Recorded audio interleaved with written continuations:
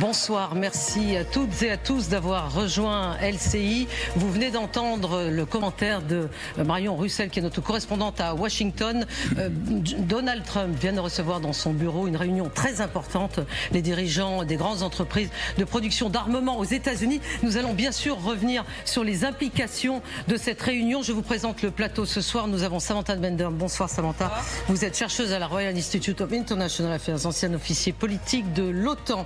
Sophia Amara, bonsoir. Vous êtes grand reporter spécialiste du Moyen-Orient. Richard Verly, bonsoir. Vous êtes correspondant en Europe pour le quotidien suisse Blick, auteur de Cette Amérique qui nous déteste. Michel Goya, vous êtes là, vous êtes consultant militaire LCI, bonsoir. Bonsoir. Lucas Manger, bonsoir, vous êtes grand reporter. Et Stéphane Goldin, bonsoir. Vous êtes analyste sécuritaire, vous avez commandé une unité d'élite de Tsahal.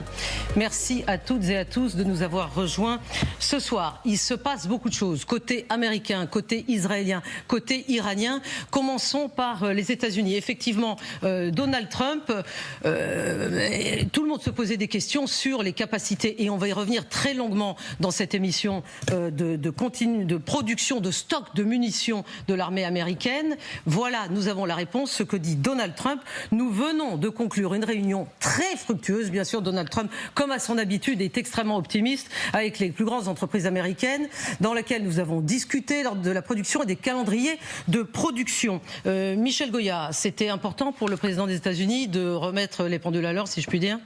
Oui, d'une certaine façon. Et d'une autre façon, on peut se dire, oui, il serait peut-être temps, alors que la guerre est commencée, de s'inquiéter sur les productions de munitions.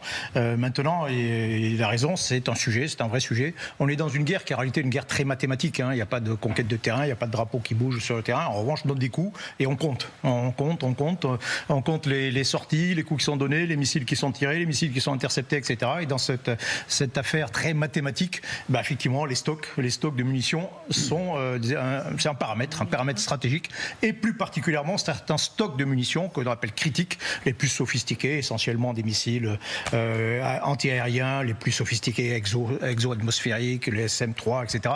Les THAAD, tout ça c'est très critique, à la fois pour cette guerre, parce que bon, il vaut mieux avoir plus d'intercepteurs que de missiles qui vont arriver, et à long terme, parce que ces stocks qui sont aussi destinés à éventuellement au moins dissuader la Chine et faire face à d'autres problèmes. Donc si on épuise les stocks, on se retrouve affaibli face à la Chine, et ça peut poser problème. Alors vous savez que depuis le début de cette guerre, il y a une semaine, tout le monde se demande effectivement combien de temps elle va durer, et nous avons une autre réponse, un autre type de réponse ce soir depuis Washington, puisque la porte-parole Caroline Leavitt a dit ceci concernant la durée de la guerre. Je vais simplement vous répéter ce que le président Trump a déjà dit, à savoir que les objectifs réalisables de l'opération Epic Fury devraient être atteints dans 4 à 6 semaines, et que nous sommes en bonne voie pour y parvenir. En ce qui concerne l'anéantissement de la marine iranienne, nous savons que nous avons coulé plus de 30 bateaux iraniens et que leur marine est désormais considérée comme inefficace au combat. En ce qui concerne l'élimination de la menace que représentaient les missiles balistiques iraniens pour les États-Unis et nos troupes stationnées dans la région, l'armée américaine a accompli un travail formidable. Stéphane Goldin, la porte-parole vient de mentionner l'espace aérien, la quasi-domination de l'espace aérien par les États-Unis, le fait que les missiles, les capacités balistiques iraniennes aient été anéanties. Est-ce que vous y croyez ? Oui, j'y crois. Je pense que le calendrier qui a été proposé par Donald Trump, où il va rester à peu près entre 4 et 5 semaines, concrètement, de guerre, me semble complètement plausible. Il faut savoir qu'à l'heure où l'on parle, il y a à peu près 60 à 75%, les chiffres ne sont pas complètement clairs, des bases de lancement de missiles balistiques qui ont été détruites sur le territoire iranien. Donc, de qui sont ces sources ? Elles viennent de sources israéliennes, elles viennent aussi de sources américaines, elles viennent aussi de sources internes, je dirais, au territoire iranien aujourd'hui. Et donc, concrètement, on est dans un process où, je dirais, le calendrier, le rétro-planning qui a été mis en place, je pense, est actuellement, en tout cas, tient la route. Maintenant, c'est vrai que on en est encore, nous allons passer maintenant dans ce qu'on appelle la deuxième phase, avec évidemment des actions, avec un but bien précis, qu'a rappelé d'ailleurs Donald Donald Trump, il me semble hier, c'est franchement la chute du régime des Mollahs. Ce qu'il n'avait pas fait jusqu'à présent. C'est-à-dire qu'aujourd'hui, on sent quand même qu'il y a une véritable volonté d'aller jusqu'au bout de ce conflit. Une question cruciale, et là je parle par rapport à Israël. Et après, il y aura la question évidemment du nucléaire. On parlait tout à l'heure du stock de munitions. Je voudrais simplement rappeler quelque chose, et c'était un des éléments peut-être qui a mais à un moment donné, il y avait eu une réunion à Washington avec une commande bien précise chez Boeing pour compléter le stock de bombes perforantes sur les B-2. Oui, tout à fait. Quelque temps un petit peu... Oui, alors, donc là, si je comprends bien, le stock est rempli. Voilà, le stock, il y avait une commande de 100 millions de dollars qui avait été mise en place, et je pense on va y revenir en détail tout à l'heure. Mais partons pour le Liban, partons pour Beyrouth, où nous attend Claire Cambier. Claire Cambier, bonsoir. Nous venons d'apprendre, montrons d'abord ces images en direct. Il y a eu des frappes, des explosions qui ont retenti à Beyrouth il y a quelques instants. C'est le direct, priorité au direct. Cette image que vous voyez, l'image de Beyrouth en ce moment même, où effectivement il y a peu des explosions. Il y en a eu d'autres dans la journée.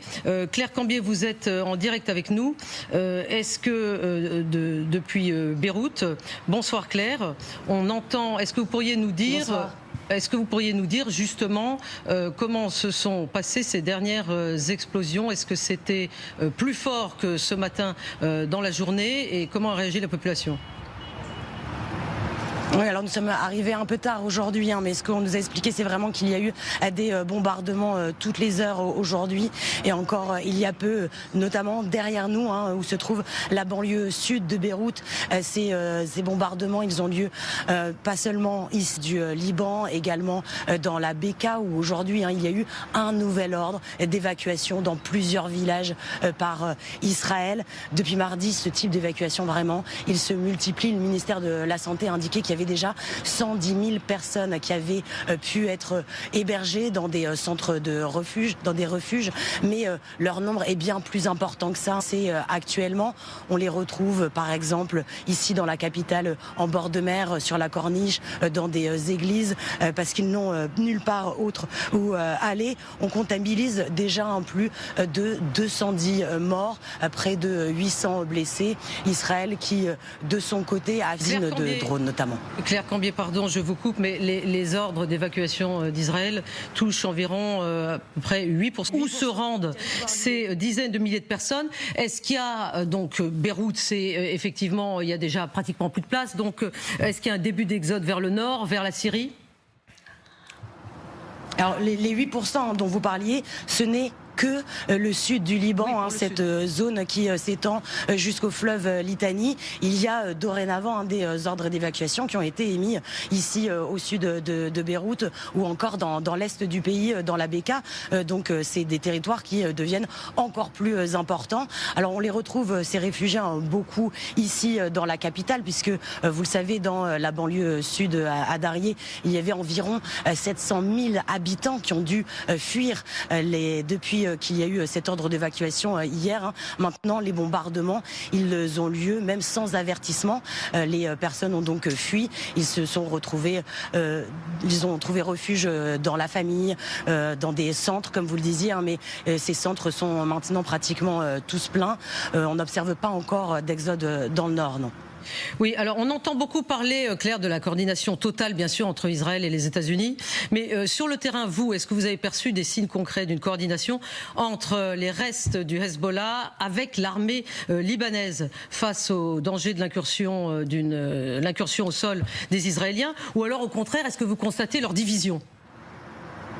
Vous le savez, le gouvernement qui a interdit toute activité militaire pour le Hezbollah, et on sent de la part de la population une grande lassitude. Beaucoup estiment que le Hezbollah les met en difficulté et favorise cette guerre et ces bombardements. Merci Claire Cambier, merci d'avoir été avec nous en direct de Washington. En ce moment même, Donald Trump est, comme vous le savez, il est à la Maison-Blanche. Nous sommes vendredi, il est encore à la Maison-Blanche. Oui, il est le début d'après-midi. Il partira plus tard, sans doute, en Floride. Mais pour le moment, après cette réunion très importante avec ce soir, est-ce que les États-Unis vont être capables de subvenir à une guerre longue? Là, il est en train d'attendre pour participer à une réunion sportive. Il a d'ailleurs reçu un peu plus tôt dans la journée, on en reparlera peut-être, Lionel Messi, le footballeur français. Donc il avait une journée chargée. Donald Trump à la Maison-Blanche. Donald Trump a toujours des journées très chargées, mais ce qui est intéressant, c'est de voir que Donald Trump a recommencé à beaucoup s'exprimer sur les réseaux sociaux depuis le tôt. Vous savez comment c'est avec Donald Trump, une annonce chasse la précédente et ne veut rien dire de la prochaine, donc on ne sait jamais exactement si ce sont des intéressants avant qu'ils rencontrent les entreprises américaines, ce qui, soit dit au passage, est aussi le signe que les Américains ont besoin de beaucoup de munitions, parce que s'il réunit tous ces industriels de la défense, c'est que les stocks ne sont pas aussi illimités que le dit son secrétaire à la guerre, puisque c'est le nom officiel aujourd'hui du l'ancien secrétaire à la défense.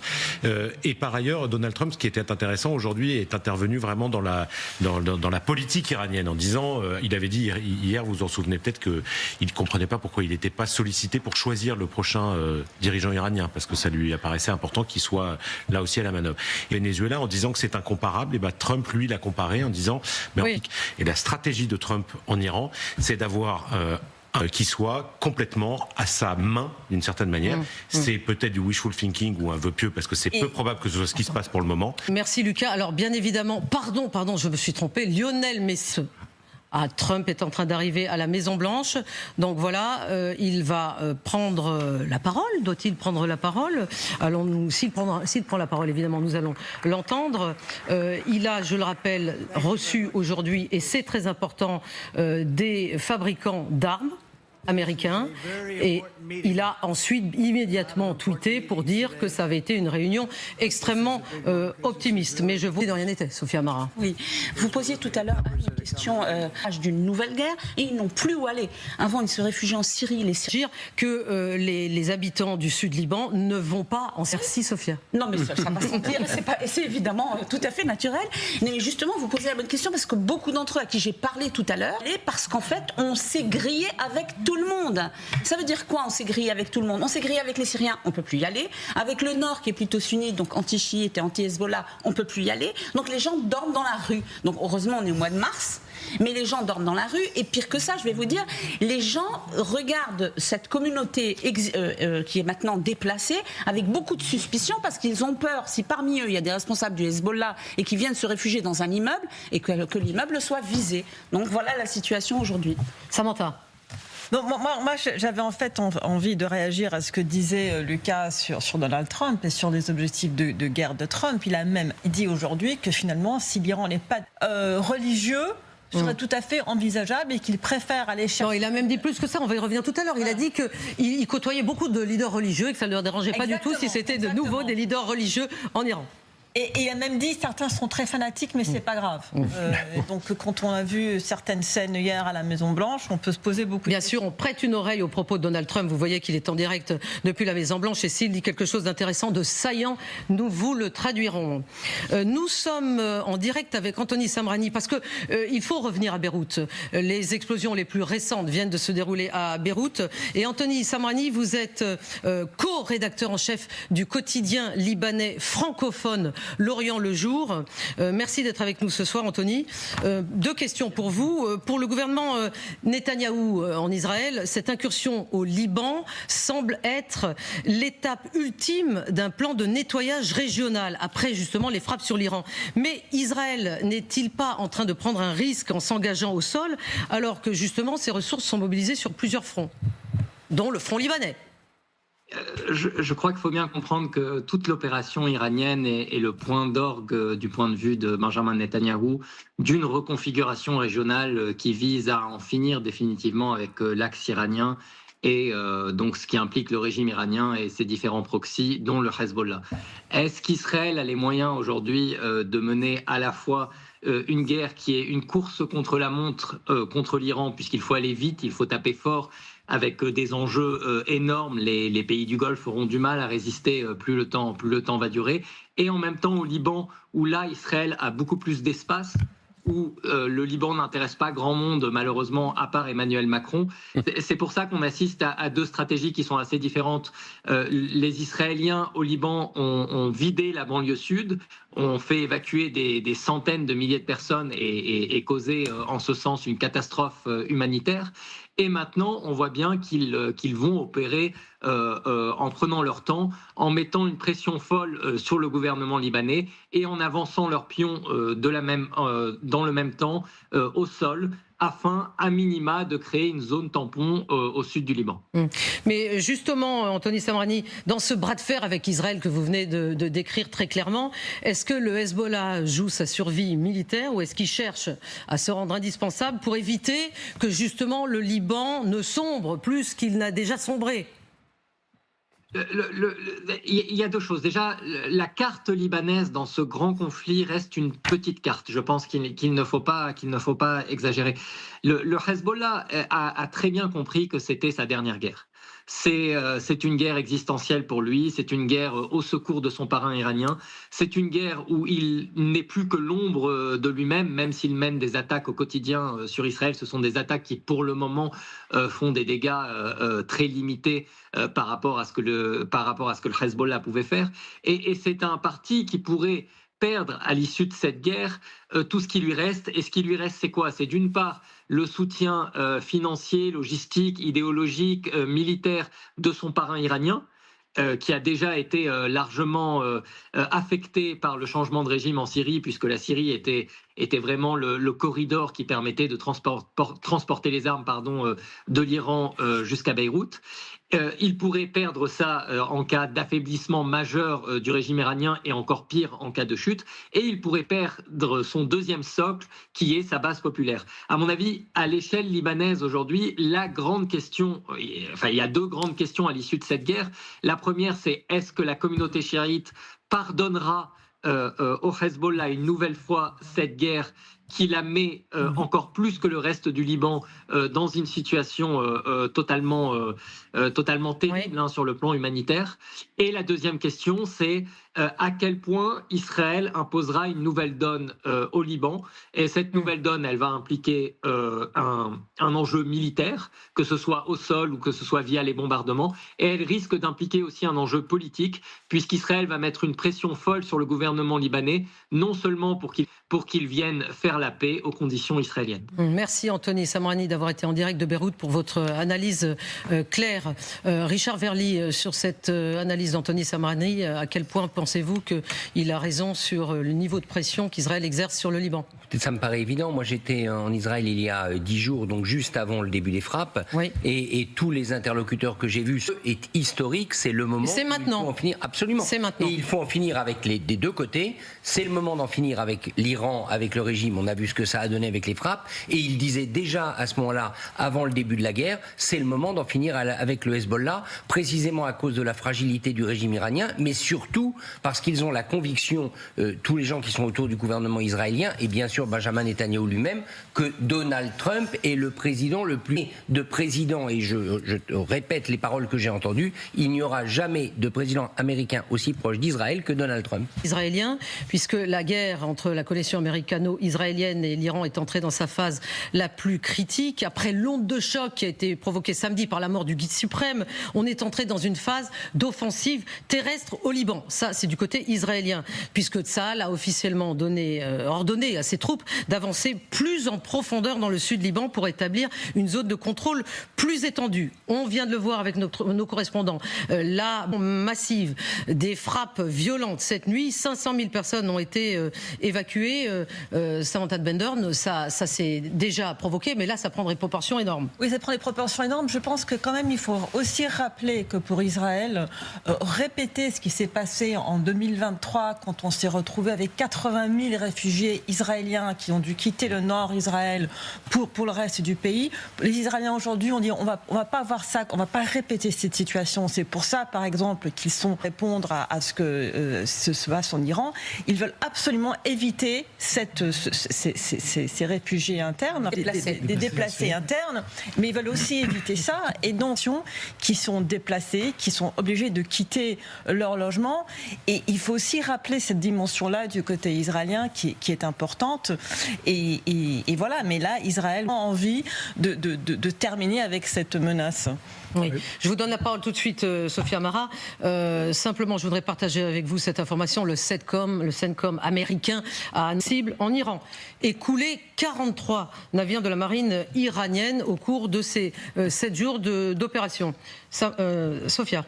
Oui, pour conclure ce que disait, et je conclus sur ce qu'il expliquait, son analyse, c'est qu'en clair et en gros, ce qui se passe aujourd'hui, l'enjeu pour le Liban, mais également pour la région, c'est qu'il y a un risque, soit si on insiste trop lourdement, ce qui aurait dû être le cas depuis longtemps, auprès de l'armée libanaise et de l'État libanais pour prendre le contrôle des territoires et éradiquer le Hezbollah, de créer une guerre civile au Liban.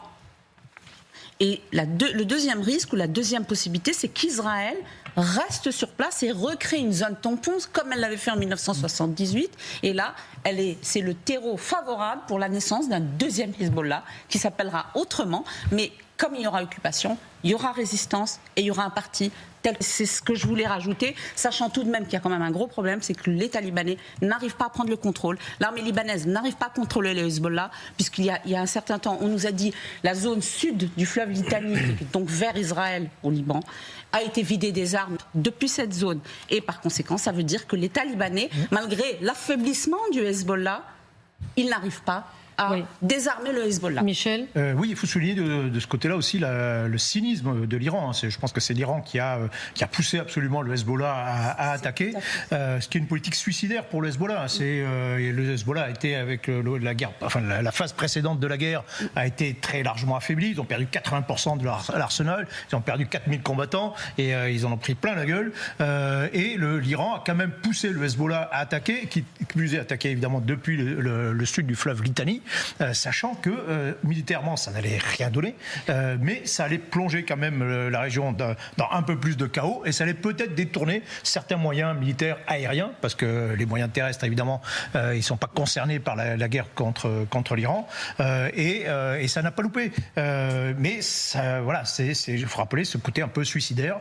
Donc maintenant oui, on retrouve, c'était l'opération Flèche du Nord, l'opération israélienne, et donc vous avez de nouveau des divisions israéliennes qui vont revenir sur le territoire libanais pour casser tout ce qui reste encore d'infrastructures du Hezbollah dans la région, peut-être jusqu'au fleuve Litani. Ils vont faire un immense raid, certainement, peut-être jusqu'au fleuve Litani pour détruire définitivement le Hezbollah, puisque personne d'autre n'arrive à le faire à part les Israéliens. Mais c'est une occasion aussi que l'Iran donne à Israël de donner encore plus de coups au Hezbollah et donc aussi indirectement au Liban. Oui. Stéphane Goldin, vous avez commandé une unité d'élite de Tsahal. Je vais vous donner la parole tout de suite sur ce sujet-là, mais écoutons ce qu'a déclaré hier à la frontière entre le nord d'Israël et le sud du Liban, Bezalel Smotrich, qui est le ministre israélien des Finances d'extrême droite. Écoutons-le.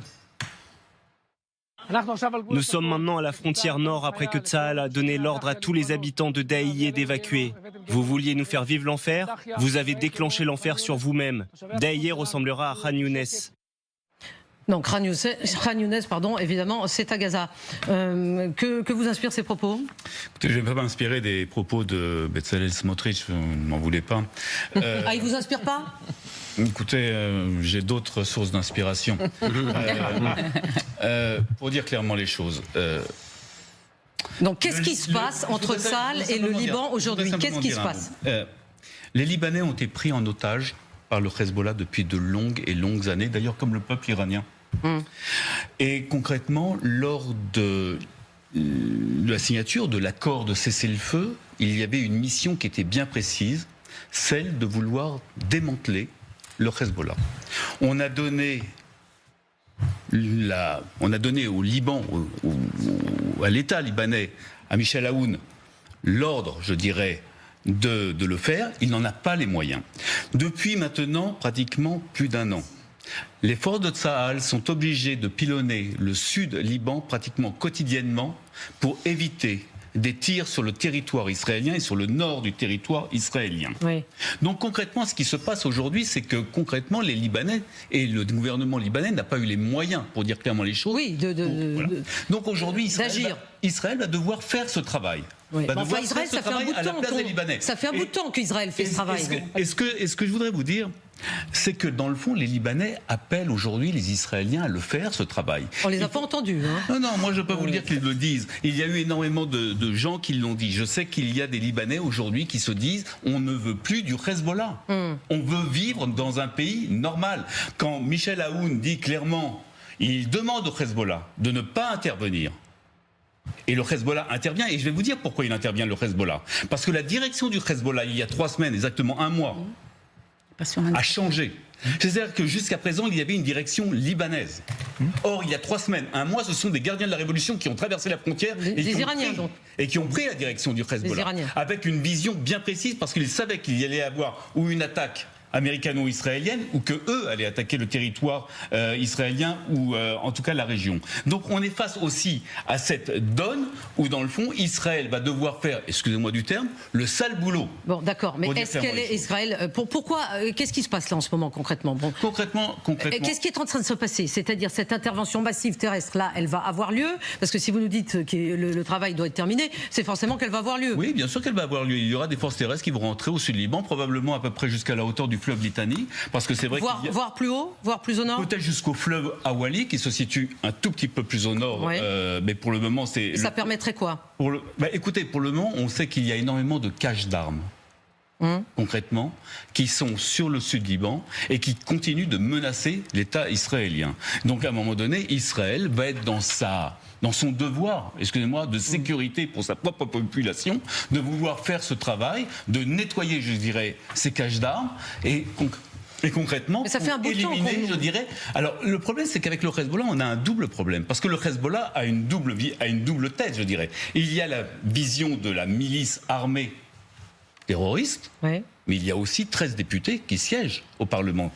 Et donc, c'est vrai que la donne aussi, par rapport à ça, peut évidemment être modifiée. Mais concrètement, nous sommes aujourd'hui, en tout cas pour Israël, dans cette vision, cette volonté de vouloir nettoyer. Et donc oui, il y aura des forces terrestres qui rentreront. Maintenant, je le dis, très probablement, plus rapidement qu'on ne le pense. C'est-à-dire plus rapidement, allez savoir si elles n'y sont pas déjà, parce que concrètement, Israël déjà est sur le sud Liban. Il y a cette position où ils sont présents, justement pour éviter au Hezbollah de vouloir se rapprocher trop proche de la frontière. Maintenant, on est dans cette phase où ça va aller beaucoup plus fort avec des forces aériennes. Et je voudrais dire simplement, Israël n'a pas vocation à vouloir rester au sud Liban. D'accord. Je voudrais juste préciser qu'au milieu de tout ça, il y a quand même une force de l'ONU, la FINUL, 10 800 casques bleus qui sont positionnés. Il y a eu ce soir, et dont 700 soldats français, colonel Goya, si je ne me trompe pas, 700 soldats français qui sont... Et donc ce soir, il y a eu un tir sur une position de la FINUL, dont l'origine n'est absolument pas déterminée pour le moment. Un tir qui a fait plusieurs blessés graves parmi des soldats ghanéens de la FINUL, et le président de la République française, Emmanuel Macron, a évidemment condamné cette attaque. Je veux juste rappeler qu'il y a dans cette équation du Liban et éventuellement d'une percée israélienne, comme vous l'expliquiez à l'instant, une force internationale qui est au milieu. Oui, et qui sera traversée comme toutes les fois précédentes et qui ne servira à rien comme toutes les fois précédentes. Malheureusement, cette force internationale, si je peux me permettre... Alors, vous parlez de la FINUL, là. Oui, Donc, tout le monde s'accorde à dire sur ce plateau qu'elle ne sert à rien.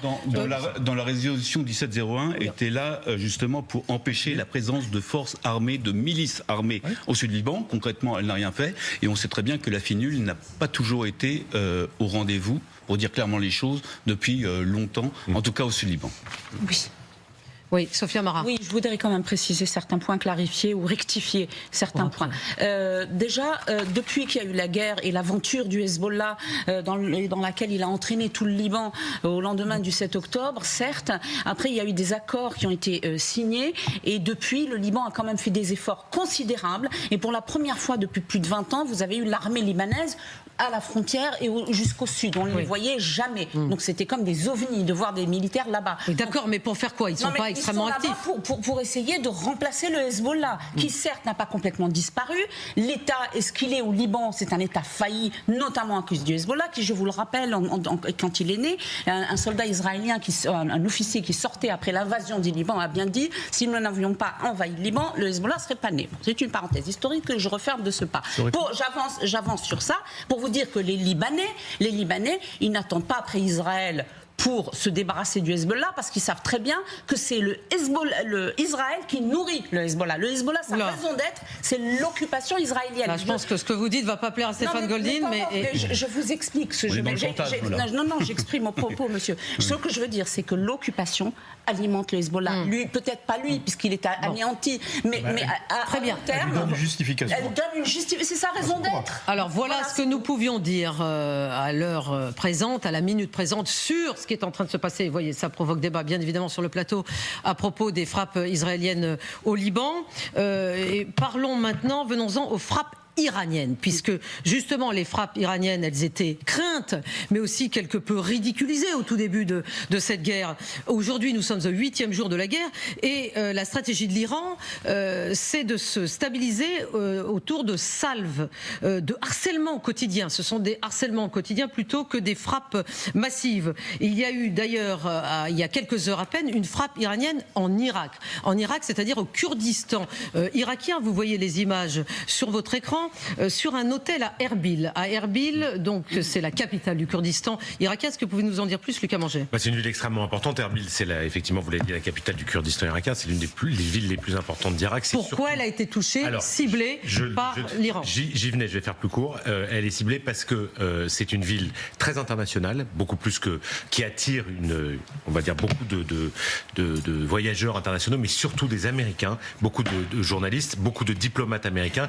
Il y a une base américaine à Erbil, donc le fait de cibler Erbil, c'est cibler très spécifiquement aussi les Américains. Ce que ça veut dire, une chose, c'est l'un des hôtels les plus huppés de Erbil, qui en compte plusieurs, qui a été frappé. On ne connaît pas exactement le détail des victimes qu'il y a pu avoir, mais ce que ça montre aussi, c'est qu'on a beau dire que le système iranien, le régime iranien est complètement à bout, enfin les Américains et les Israéliens le disent beaucoup, il y a encore des capacités de renseignement, et d'ailleurs, puisqu'ils savent que c'est dans cet endroit que se concentrent beaucoup des Américains. Et je précise juste pour finir que quelques heures avant que cet hôtel soit frappé, le consul américain à Bagdad, à Erbil, pardonnez-moi, avait prévenu que des hôtels risquaient d'être attaqués et avait demandé aux gens de faire très attention dans les hôtels. Alors ça, c'est à Erbil, donc dans le Kurdistan irakien, mais il y a aussi des frappes importantes depuis 8 jours sur les pays du Golfe. Et le ministre des Affaires étrangères iranien, Monsieur Arakchi, vient de tweeter sur X à propos des pays du Golfe. L'Iran et nos frères arabes vivent côte à côte depuis des siècles dans un esprit d'amitié et de respect mutuel. Les agresseurs américains lancent leurs attaques depuis les terres de nos amis arabes, prenant pour cible des enfants, des civils innocents. La riposte de l'Iran sera inévitablement dirigée contre les bases et les institutions américaines. Oui, il a donné une longue interview aujourd'hui à CNBC. Oui, puisqu'il parle couramment anglais. Il parle extrêmement bien anglais. Et il disait, oui, en fait, nous ne visons que les bases américaines. Le fait que nous ayons visé des hôtels, des supermarchés, etc., ce sont des dommages collatéraux. Mais la systématisation de ces frappes hors base militaire ne ressemble pas vraiment à des dommages collatéraux, parce qu'on sait aussi que les drones sont peut-être moins faciles à viser de façon très précise que les missiles balistiques, mais on sent là une volonté d'entraîner le reste du Golfe dans cette guerre d'une façon ou d'une autre. C'est aussi une façon d'épuiser les défenses aériennes des Américains aussi, parce que quand il y a des alertes, eh bien, il y a les défenses doivent forcément être enclenchées, et c'est une façon de se battre, si vous voulez, quand on est devant un adversaire qui est plus puissant, eh bien d'épuiser sa défense aérienne, surtout l'utilisation de drones qui oblige les Américains et les pays du Golfe à utiliser surtout des patriotes et même des THAAD contre des drones qui valent une centaine de fois moins que les moyens qui sont déployés pour les abattre. Oui, alors il y a un problème de stock de part et d'autre. Je me tourne vers vous, Michel Goya, parce qu'évidemment les stocks, les munitions, c'est le nerf de la guerre. On va parler longuement de ce qui se passe côté américain, de cette peur, de ces suspicions que potentiellement il n'y ait pas assez d'intercepteurs côté occidental par rapport aux frappes iraniennes. Mais côté iranien, il y a aussi des questions concernant les stocks. Donc les stocks, il y a les missiles balistiques. Les missiles balistiques côté iranien. On parle entre 1500 et 3000 missiles. Alors ils en ont déjà tiré plus de 550. Est-ce que ça semble raisonnable? Et côté drone iranien, plus de 2000 ont été lancés en 8 jours. D'accord.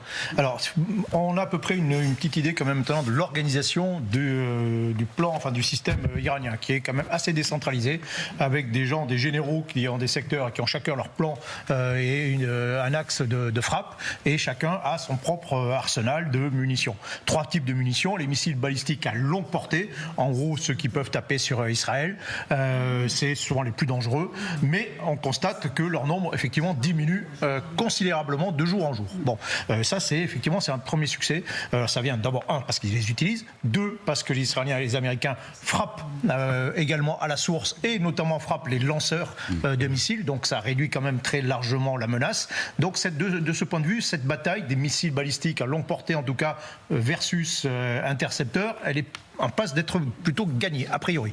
Vous avez une deuxième catégorie, c'est les missiles balistiques ou de croisière, mais à plus courte portée. Ils sont beaucoup plus nombreux. Et c'est la raison pour laquelle aussi les Iraniens utilisent contre les pays du Golfe, parce que c'est voisin, que ces missiles ne peuvent pas taper Israël. Donc ils tapent sur les bases américaines, sur tous les intérêts américains et aussi sur les pays du Golfe. Les Iraniens ont frappé autant les Émirats arabes unis qu'Israël en termes de projectiles. Donc ça aussi, ça commence un petit peu à s'épuiser. Et puis vous avez une troisième catégorie qui est peut-être un peu plus problématique, qui est celle des drones à longue portée. Les drones à longue portée, ça fait moins de dégâts. Vous avez quelques dizaines de kilos d'explosifs sur un drone Shahed contre plusieurs centaines de kilos sur un missile. Mais on ne sait pas très bien combien les Iraniens en ont. Ils ont peut-être des dizaines de milliers. Et donc c'est peut-être avec ça qu'ils vont peut-être surtout continuer. Je veux dire, dans une semaine, 2 semaines, peut-être qu'on aura le problème des missiles balistiques sera peut-être résolu. En fait, en tout cas, il y a certainement beaucoup moins. En revanche, les drones, ça risque de continuer très longtemps. Et ça, c'est peut-être là qui est le cœur du problème, même si on arrive à intercepter à peu près 90% de ces drones, mais parfois ça passe au travers. Les 6 soldats américains qui ont été tués, ils ont été tués par un drone. Oui, par un drone, absolument. Par un missile. Alors, concernant, donc, on sait pas très bien. Concernant les lancements de missiles iraniens, nous allons vous partager avec vous une image de la propagande, bien sûr, de la télévision officielle iranienne qui montre un lancement d'un de ces missiles vers le porte-avions Lincoln.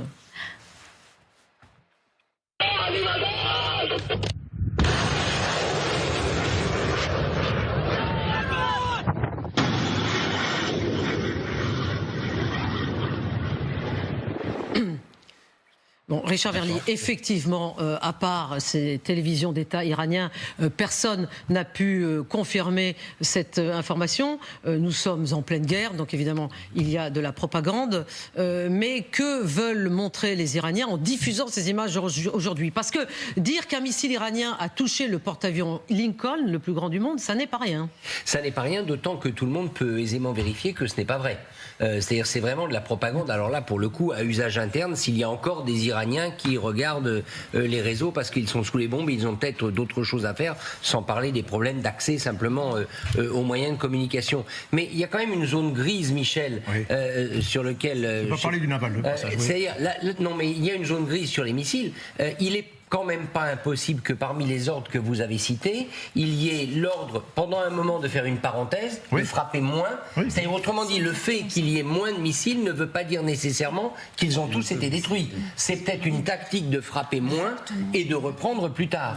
On ne peut pas l'exclure. Non, mais c'est frappique d'endurance. C'est-à-dire, tant pis, on ne fait pas beaucoup de dégâts, mais on continue à tirer. Tant qu'on continue à tirer, on résiste, enfin, en tout cas, on existe. Voilà. Et donc, si on est les derniers à tirer des missiles, si ça dure des mois et des mois, au moins, on aura... Mais ce que je veux dire, c'est que s'il y a moins de missiles en ce moment, ce n'est pas nécessairement parce qu'ils sont tous détruits. C'est peut-être parce qu'il y a l'ordre de les économiser. Oui, c'est vrai. On va revenir sur, évidemment, ces problèmes de stock de munitions et d'économie de part et d'autre. Mais pour le moment, partons à Téhéran, où justement, Siavash Ghazi réagit sur ce communiqué de l'armée iranienne à propos du fait que le porte-avions Lincoln aurait été touché. L'armée iranienne a affirmé avoir tiré de nouveaux missiles contre le porte-avions américain qui est stationné dans l'océan Indien. De même, un pétrolier américain a été touché par un missile iranien près des côtes koweïtiennes et est en feu, ont affirmé les gardiens de la révolution.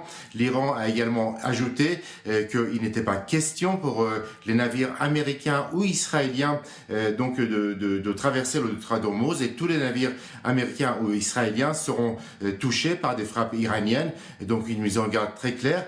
L'Iran multiplie aussi les menaces contre les bases américaines dans la région. Au total, 14 bases américaines ont été touchées par des frappes iraniennes, ont affirmé les gardiens de la révolution, qui ont ajouté que les frappes contre les bases américaines allaient se poursuivre et s'intensifier, et que l'Iran allait utiliser des armes nouvelles. Il y aura des surprises, a affirmé le porte-parole des gardiens de la révolution. Oui, Sophia ?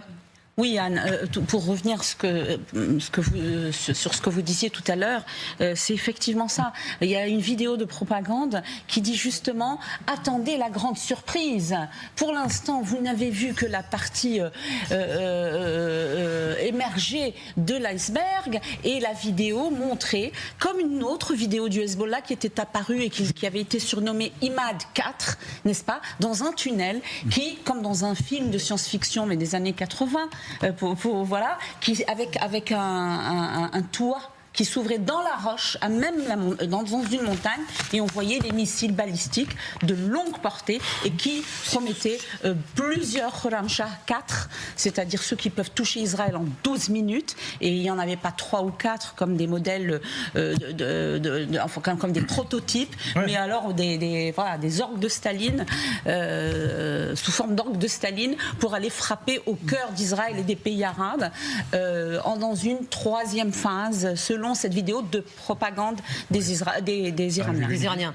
Venons-en aux réactions jusqu'en Europe, puisque les uns et les autres prennent position. Le Premier ministre britannique Keir Starmer a passé un coup de fil au prince héritier Mohammed Ben Salman, et voici ce qu'il a déclaré, je le cite: « Des avions de chasse, des hélicoptères et un destroyer britannique supplémentaire sont en cours d'envoi dans la région. Et le Royaume-Uni se tient prêt à soutenir la défense du Royaume d'Arabie Saoudite si nécessaire ». Ça, c'est donc une information nouvelle qui s'ajoute à celle-ci, celle du Charles de Gaulle français, puisque après avoir reçu son ordre de mission mardi par Emmanuel Macron, le porte-avions Charles de Gaulle, accompagné de son groupe aéronaval, est arrivé cet après-midi en mer Méditerranée. Et la France, vous voyez l'image à l'instant, la France déploie également le Tonnerre.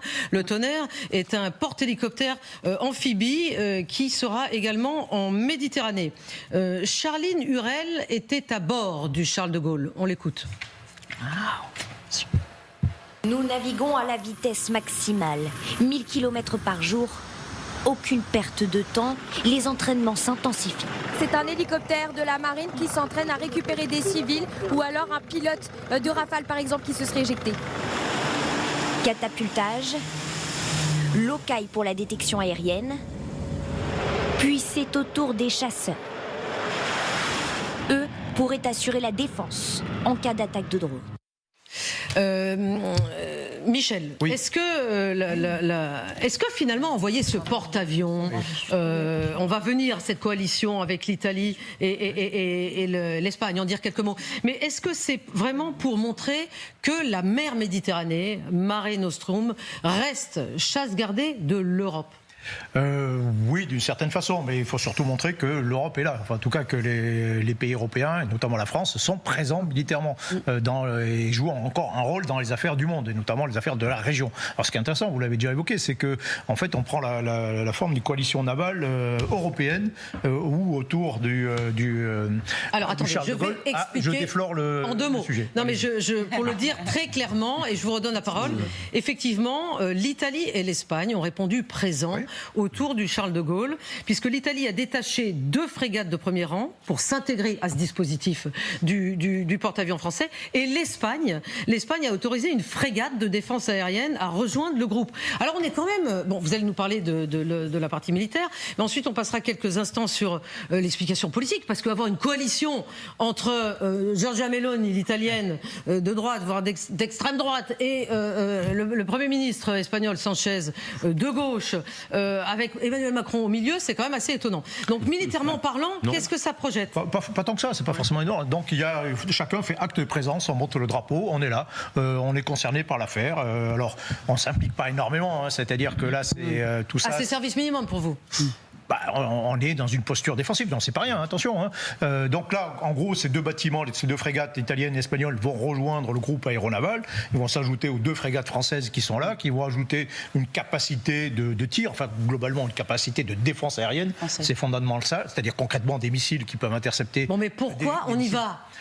C'est pour faire que du défensif. Oui, donc, alors voilà. vous ajoutez que le porte-hélicoptère, c'est intéressant aussi. On a rajouté un porte-hélicoptère parce que le porte-hélicoptère, on peut agir à terre. On peut faire notamment des évacuations de personnes. Ça servira surtout à ça. On ne va pas faire une opération amphibie. Ah, c'est ça l'idée ? Bah oui, je ne pense pas qu'on imagine. Je ne crois pas qu'il y ait des bataillons sur de fantassins de marine, de marsouins sur le porte-hélicoptère pour être héliporté au Liban. Ça m'étonnerait. Donc en revanche, oui, pour récupérer des gens, pour évacuer, on l'a déjà fait, hein, pour évacuer des gens du Liban, ce sera à partir de ce porte-hélicoptère, ou qui peut servir aussi d'ailleurs d'hôpital, etc. Donc on est une force de protection, en gros, de présence et de protection qui est mise en place à l'est de la Méditerranée. Donc, deux choses rapidement. D'une part, effectivement, c'est un signal aussi pour les centaines de milliers de Français qui résident dans la région. Oui. Et particulièrement pour les Libanais, les Franco-Libanais qui sont au Liban et qui pourraient être en difficulté. Vous l'avez mentionné, Michel, il y a eu des évacuations de milliers de Français par ce porte-hélicoptère du Liban précédemment. Oui. Et deuxième chose, si on peut parfois faire un tout petit brin d'optimisme européen. Oui, Giorgia Meloni, Pedro Sanchez et Emmanuel Macron n'ont pas grand-chose à voir politiquement, mais quand... là, ils se retrouvent, là. Oui, c'est plutôt... Ça veut dire quand même que l'Europe, de temps en temps, et l'Europe, là, c'est 3 pays, plus la Grande-Bretagne, qui n'est évidemment pas européenne stricto sensu, je parle sous le contrôle de Samantha, mais qui est de plus en plus européenne, on va dire, qui revient vers nous et qui se préoccupe là de l'Arabie Saoudite, ça veut dire qu'il y a une présence européenne dans la Méditerranée, et je pense que c'est important que petit à petit ça monte en puissance, même si c'est effectivement, comme le disait le colonel, défensif et ça n'a pas vocation à participer, surtout pas à la guerre à ce stade, mais que en tout état de choses, ça montre que l'Europe n'est pas silencieuse et qu'elle n'est pas préoccupée par le sort de la région et de ses ressortissants dans la région. Oui, Stéphane Goldin, sur cet envoi de projection militaire européenne, qu'est-ce que vous en pensez ? Est-ce qu'il n'y a pas un signe qui est envoyé à Israël ? Nous avons nos propres moyens de surveillance, un signe envoyé à Donald Trump. Nous sommes capables de défendre de manière autonome nos intérêts vitaux en Méditerranée, les intérêts vitaux de l'Europe. Oui, possible, mais en tout cas, jusqu'à présent... Je vous sens très goguenard. Oui, possible. Mais voilà, jusqu'à présent, l'Europe était aux abonnés absents, pour dire clairement les choses. Les Britanniques ont été là dès le premier jour avec des avions intercepteurs. Donc notre pays européen aussi. On a l'impression que certains pays européens ont appris dans le fond le début de la guerre, comme tout le monde, devant leur télévision le samedi matin. Non, mais je doute que... mais bon. Mais concrètement, derrière tout ça se joue autre chose. Se joue l'après aussi. Parce que concrètement, il y aura un après. Il y aura une restructuration, une reconfiguration. C'est-à-dire... Et donc après, il y aura des marchés à prendre. Et donc les Européens ont aussi, dans le fond, le besoin d'être au sein de ces marchés, de prendre ces marchés, d'être présents. Parce que c'est vrai qu'il y aura aussi, pour dire clairement les choses, une guerre commerciale qui va exister dans l'après-Iran, dans l'après-constitution, restructuration, en tout cas de cette partie du Moyen-Orient, et donc les Italiens, les Français, les Espagnols, enfin l'Union européenne dans cette affaire a besoin aussi d'être présent pour pas passer aux oubliettes, tout simplement. N'oublions pas aussi 2 aspects qui sont importants. Le premier aspect, c'est qu'avec le Charles de Gaulle, notamment quand il sera arrivé, quand il se sera rapproché du théâtre, la France disposera d'un canal de renseignement absolument autonome, grâce notamment à l'avion qu'on a vu avec ce dispositif radar. C'est-à-dire qu'à ce moment-là, il y aura une capacité de renseignement, peut-être d'ailleurs partagée avec les pays européens qu'on vient de citer, l'Italie et l'Espagne. Et la deuxième chose, c'est qu'Emmanuel Macron, dans son intervention mardi dernier, a quand même évoqué la possibilité, qui est de plus en plus étudiée, d'un dispositif de protection pour rouvrir le détroit d'Ormuz, un dispositif de protection navale. Là, les Européens pourraient jouer un rôle. Donc il s'agit de convoyer ou de protéger les tankers qui pourraient ainsi traverser les détroit d'Ormuz en bénéficiant de la protection notamment antiaérienne de ces navires. Donc il y a quand même deux missions qui sont au-delà de simplement de la figuration ou de l'espoir d'avoir des marchés demain, ces deux missions très concrètes que ces navires peuvent remplir. Alors je rappelle que Pedro Sanchez a refusé l'usage de ces bases aux Américains. Il a provoqué la grande colère de Donald Trump. Et quant à l'Italie, Giorgia Meloni est quand même, il faut le souligner, le premier contributeur de la FINUL, avec 1100 Italiens qui sont sur place. Et donc on peut se demander, Sophia Mara, si la sécurité des soldats italiens n'est pas la priorité de Giorgia Meloni. Oui, c'est ce qu'elle a dit en tout cas. Oui, voilà, exactement. Cela dit, les soldats de la FINUL, évidemment, le contingent italien est plus important, et même plus important que le contingent français, puisqu'il fait moins. Ils travaillent ensemble. Exact. Comment ? Ils travaillent les deux ensemble. Oui, ils travaillent ensemble, mais c'est un contingent important, sauf qu'ils sont au sud Liban, donc ils sont. Je ne vois, enfin, ils sont peut-être là en cas de graves problèmes ou de déflagration. Mais moi, je vois là une présence qui s'explique aussi par le fait que Chypre a été touchée et jusqu'à nouvel ordre, Chypre est un territoire européen, et également parce que la base d'Incerlig dans le sud de la Turquie, c'est également l'OTAN. Donc je pense que tout ça a fait ou a poussé ces pays européens, et je suis d'accord avec Lucas qui dit qu'effectivement, même si l'Europe reste vraiment timide sur le point de vue politique et surtout militaire, c'est quand même un point positif que face à la déflagration et à cette situation qui s'envenime, eh bien, d'avoir l'Europe qui s'avance. Je ne crois pas du tout que c'est avec des visées économiques ou financières pour l'après, un après dont on ne sait pas à quoi il ressemblera. Tout ce que je peux dire, c'est qu'heureusement que que la Russie et l'Iran n'ont pas un vrai partenariat, parce que Charles de Gaulle est venu de la mer Baltique où il faisait des exercices pour justement faire des simulations d'une éventuelle attaque russe dans la mer Baltique. Donc heureusement que la Russie et l'Iran ne sont pas vraiment alliés, parce que ce serait le meilleur moment maintenant que tout est concentré sur la Méditerranée et le Moyen-Orient que d'aller nous embêter dans la Baltique et dans le Nord. Malheureusement, ce genre de choses peut encore arriver au moment où on parle. Pour celles et ceux qui nous rejoignent à l'instant, sachez que d'un porte-avions l'autre, nous venons d'apprendre que le porte-avions américain, le Ford, vient de quitter la Méditerranée orientale où il était basé ces derniers jours pour rejoindre la mer Rouge en utilisant le canal de Suez. Ce qui veut dire, Michel Goya, à votre avis ? Il va renforcer. D'abord, je rappelle qu'il n'y a que 2 porte-avions. En 2003, il y en avait 6. Le Ford et le Lincoln, là, il n'y en a que 2. Oui, non, mais les Américains. Donc il y en a beaucoup moins que dans les opérations précédentes. Ah oui, en 2003, il y en avait 5, je crois. 5 et en 90, il y en avait 6. Et là, je ne sais pas où sont les autres. Je pense qu'il y a d'autres, au moins un qui doit arriver quand même aussi. Non, mais là, il concentre. Si vous voulez, en gros, la Méditerranée, c'est plutôt fait pour la protection. Protection de la zone Israël, Jordanie, les zones proches. Et la mer d'Oman, c'est pour les frappes. C'est pour attaquer. Donc là, on a le Ford qui va rejoindre le Lincoln, en se disant peut-être que les Américains se disent peut-être qu'effectivement le front, on va dire le front israélien, est peut-être à peu près sécurisé avec la réduction des tirs de missiles dans cette direction, que maintenant il faut remettre le paquet sur l'aspect offensif, et donc on a le général Ford, et il ne faut jamais oublier son escorte avec quand même très grosse force de frappe qui l'accompagne pour rejoindre le Lincoln pour multiplier les sorties au-dessus de l'Iran. Ce soir, l'information, c'est effectivement les chiffres que commence à publier officiellement le CENTCOM américain, et il annonce que les États-Unis ont, dans les 7 derniers jours, puisque nous sommes au 8e jour de cette guerre, frappé 3000 cibles en Iran et coulé 43 navires de la marine iranienne au cours des 7 derniers jours. C'est peu, hein. Alors vous trouvez que c'est peu, 3000, Michel? C'est peu. Ah oui, les 3000 cibles, mais les navires coulés? Oui, mais les navires... Ça compte pas, les navires? D'abord, les gros bâtiments, ça compte pas, il faut être clair. Les destroyers, les frégates, tout ça, on s'en fout, parce que ça, c'est facilement en jeu. C'est qui est plus dangereux. Vous voulez dire c'est facile à couler, c'est ça? Oui, si je comprends la preuve, bien ce que vous dites. Oui, non, mais bien sûr, ça, c'est pas un problème. En revanche, ce qui pose problème, c'est à la fois, c'est des petits bâtiments, nombreux, c'est les vedettes, mais qui sont à courte portée, donc elles menacent plutôt le détroit d'Ormuz. C'est tout ce qui peut mouiller des mines dans le détroit d'Ormuz. Ça, c'est assez embêtant. Donc les États-Unis, la vantent des succès qui sont relativement facile. Oui, sur l'aspect naval, oui, bien sûr, oui, très clairement.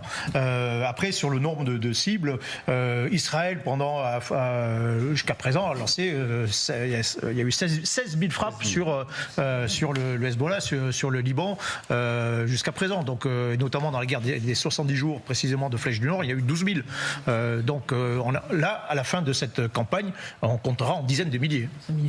Oui, et Donald Trump, la Maison-Blanche est en ébullition depuis le début de cette guerre. Donald Trump a été très actif sur ses réseaux sociaux aujourd'hui. On l'a vu tout à l'heure, il est en direct avec nous, si je puis dire, de la Maison-Blanche. Il a tweeté aujourd'hui. Qu'est-ce qu'il a tweeté exactement ? Eh bien, qu'il n'y aurait pas de deal, c'est-à-dire il n'y aurait pas d'accord avec l'Iran en dehors d'une capitulation qu'il a qualifiée d'inconditionnelle. Oui. Capitulation inconditionnelle. Lucas. D'abord, pour avoir une capitulation, il faudrait qu'il y ait quelqu'un qui capitule.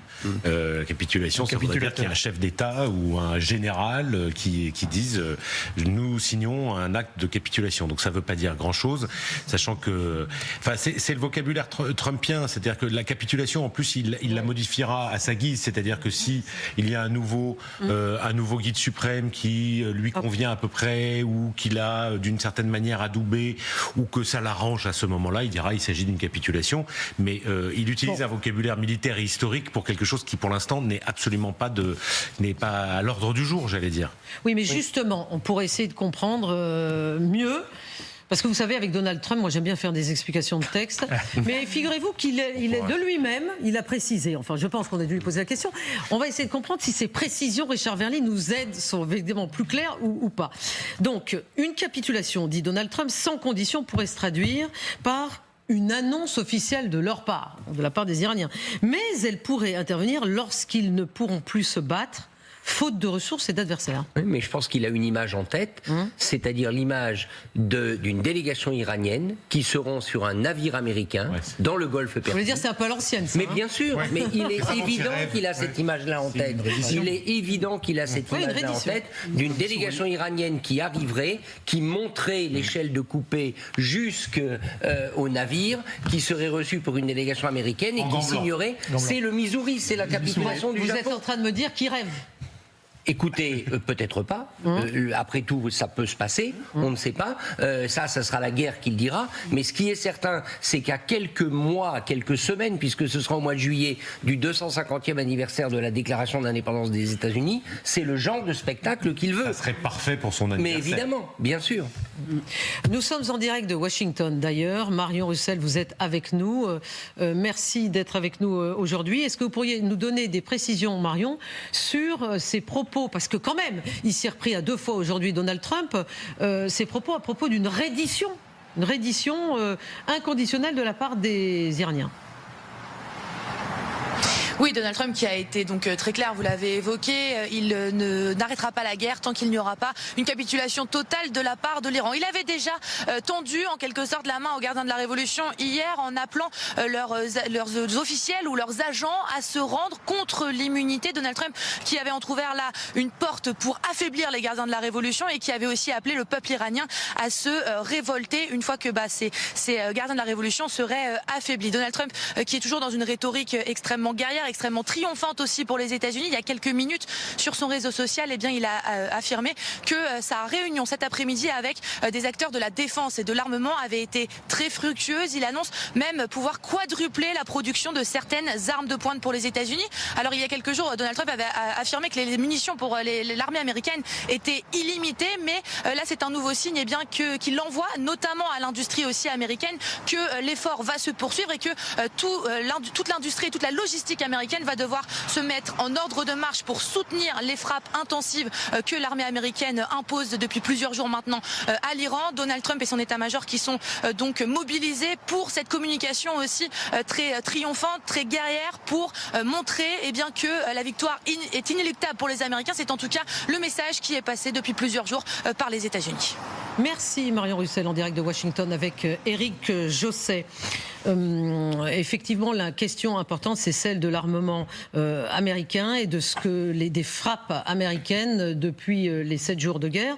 Et hier, Brad Cooper, donc Brad Cooper, qui est-il ? Il est le commandant des forces américaines au Moyen-Orient. Il s'est exprimé hier, il était aux côtés de Pete Hegseth, le secrétaire d'État à la guerre. Et voici ce qu'il a dit par rapport aux précisions sur les bombes perforantes qui ont été larguées et qui sont en train d'être larguées en ce moment par les États-Unis en Iran, pardon. Au cours des dernières 72 heures, les forces aériennes américaines ont frappé près de 200 cibles au cœur de l'Iran, y compris autour de Téhéran. Et au cours de la dernière heure, des bombardiers américains B-2 ont largué des dizaines de bombes perforantes de 900 kilos, visant des lanceurs de missiles balistiques profondément enfouis. Si je repense aux dernières 24 heures de l'opération, par rapport à la situation au début, les attaques de missiles balistiques ont diminué de 90% depuis le premier jour. Oui, Stéphane Goldin. Donc en fait, c'est un petit peu comme ce qui s'était produit en juin dernier, c'est-à-dire que les Américains, avec ces fameuses bombes et ces avions furtifs B-2, ciblent des plateformes de lancement de missiles balistiques très, très profondément enfouies, c'est ça ? Ou des installations de production de missiles ? Exactement, c'est exactement, on réitère un petit peu l'opération qui s'est passée au mois de juin dernier avec d'autres cibles, puisque évidemment le renseignement a évolué entre le mois de juin dernier et je dirais aujourd'hui. Donc, il s'est amélioré. C'est amélioré. Il y a eu d'autres sources d'informations qui ont permis de détecter d'autres endroits qui sont évidemment enfouis sous terre. Et donc c'est vrai que c'est par des avions B-2 avec ces bombes perforantes qui pourront rentrer sous terre, détruire ces bases de missiles balistiques d'ailleurs, et qui mettront à mal encore un peu plus les missiles balistiques qui pourraient tirer sur l'ensemble des pays de la région. Mais tout à l'heure on parlait... Ça c'est donc les États-Unis qui le font, ça n'est pas Israël. C'est les États-Unis qui le font pour le moment. Comme on l'a déjà dit, il y a véritablement un partage des tâches, je dirais, entre Israël et les États-Unis. Les États-Unis ont des avions B-2 que Israël n'a pas, pour dire clairement les choses. Et donc c'était aux États-Unis de faire cela, comme on l'a vu d'ailleurs au mois de juin dernier. Mais pour en revenir à ce que l'on disait tout à l'heure, il est très possible aussi que derrière tout ça, les Iraniens aussi ont encore un stock de missiles qu'ils doivent mettre de côté. Et n'oublions pas aussi une chose, les Iraniens sont maîtres en la matière au niveau des drones. C'est eux qui fabriquaient des drones pour les Russes il y a encore peu de temps. Et donc ils ont une capacité de pouvoir tirer un nombre de drones qui est relativement important. Donc c'est vrai qu'il y a toujours ce jeu iranien de vouloir tirer le temps jusqu'à où personne ne le sait, mais plus il y aura des frappes sur ces sites, plus évidemment il y aura un effritement du régime iranien, et donc l'Iran aura de moins en moins de capacité, pour dire clairement les choses, au niveau de ses missiles balistiques, pour pouvoir mettre en danger, pas que Israël d'ailleurs, c'est l'ensemble de la région. Puisqu'aujourd'hui, si j'ai bien compris, il y a à peu près 12 pays. Oui, alors vous avez raison de le dire, puisque effectivement, 12 pays, ça a été donné, c'est un chiffre qui a été donné officiellement par les Américains. Les Iraniens ont ciblé 12 pays aux alentours d'Israël. Ce qui explique pourquoi il y a toute cette coalition internationale qui se met en place pour venir de façon défensive. Mais par rapport à tout ce qui s'achemine vers l'Iran, les Britanniques aujourd'hui ont accueilli des avions B-1 qui sont, alors je parle un peu sous contrôle des spécialistes de l'aviation, des bombardiers supersoniques. Mais ils sont des bombardiers supersoniques qui transportent une charge énorme d'explosifs. Vous avez raison de le dire, mais laissons justement le ministre, le secrétaire d'État Pete Hegseth en parler, et nous allons commenter puisqu'il vient de l'annoncer. À prendre la place de Hegseth. Moi j'aimerais bien. B-2s, C-52s, B-1s, Predator drones, fighters. Des B-2, des B-52, des B-1, des drones Predator, des chasseurs contrôlent les airs, sélectionnent leurs cibles pour semer mort et destruction toute la journée. Nous jouons pour gagner. Le président et moi-même avons donné à nos soldats tous les pouvoirs. Nos règles d'engagement sont audacieuses, précises et conçues pour libérer la puissance américaine et non pour la brider. Ce n'est pas un combat équitable. Nous les frappons alors qu'ils sont à terre, et c'est exactement ce qu'il faut faire. Michel Goya, nous jouons pour gagner, là il a été très clair. Donc B1, B2, B52, les B52 sont quand même vieux de plusieurs décennies. C'est les plus intéressants en fait dans l'affaire. Et ils sont utilisés. Hein. Oui, alors en passage, j'avoue que j'ai assez peu de goût pour les postures de Matamor, de Pitexet qui je trouve obscènes. Mais bon, oui. Vous trouvez obscène? Ben oui, on parle de la mort de gens quand même. On parle de la guerre, on parle de trucs. C'est pas dans un jeu vidéo. Des trucs dégueulasses quoi, au bout du compte. Hein. Des frappes chirurgicales, n'oublions pas quand même l'énorme bavure américaine, une enquête est en cours en Iran, dans cette école en Iran où il y a eu plus de 175 morts, dont des petites filles. Oui, tout à fait. Alors après, pour revenir à votre question, alors pourquoi les B-52 c'est intéressant? Parce qu'eux, ils ne sont pas ni furtifs, ils sont très vieux, ils sont ni furtifs, ils doivent avoir l'empreinte radar alors pourquoi ils sont utilisés d'une cathédrale, de la cathédrale de Chartres, à peu près, et ils ne sont pas supersoniques. Mais ça veut dire que si on les engage, ça veut dire qu'on ne craint plus rien, ou quasiment dans bons endroits de l'Iran, on ne craint plus rien. Et des B-52, ils en ont encore 70. Des B-2, ils en ont 20 par exemple, et beaucoup moins disponibles. Donc ça veut dire qu'on envoie des B-52, c'est même plus des camions à bombes, c'est des autobus à bombes au-dessus de l'Iran ou à proximité. Un B-52, ça peut porter par exemple une centaine, ce qu'on appelle des SDB, c'est des bombes guidées. Il porte, il fait des raquettes, il porte. Ça fait un bruit effrayant par ailleurs. Oui, car il est là. Et puis c'est un symbole aussi. On engage le B-52. Quand on les voit au-dessus, ça évoque énormément de choses. Ça évoque les opérations liées à Man-Biker au Vietnam, ça plein de trucs. Donc c'est le symbole de la puissance américaine qui est déployée là. Mais je vous dis, une centaine de bombes guidées, vous rajoutez des drones par exemple qui ciblent des objectifs, y compris mobiles, hop, et guident les bombes du B-52 qui est au-dessus. Donc ça peut faire, c'est une puissance de feu qui est absolument colossale. Au 8e jour de guerre, justement, un B-2 Spirit, un bombardier, cette fois-ci évidemment furtif américain, aurait été aperçu au-dessus de Karaj. Donc c'est dans le ciel iranien. C'est pas n'importe quelle ville, Karaj, puisque c'est une ville qui est située à une quarantaine de kilomètres à l'ouest de Téhéran et qui abrite des complexes industriels et nucléaires ultra sensibles.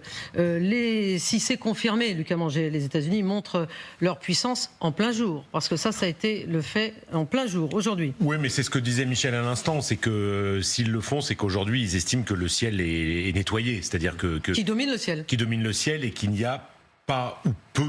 En tout cas, de risques avec des batteries sol-air qui menaceraient leurs avions. Ça veut dire que les Israéliens et les Américains ont fait ce travail préparatoire pendant 8 jours et que maintenant, effectivement, ils vont pouvoir y aller tranquillement, entre guillemets.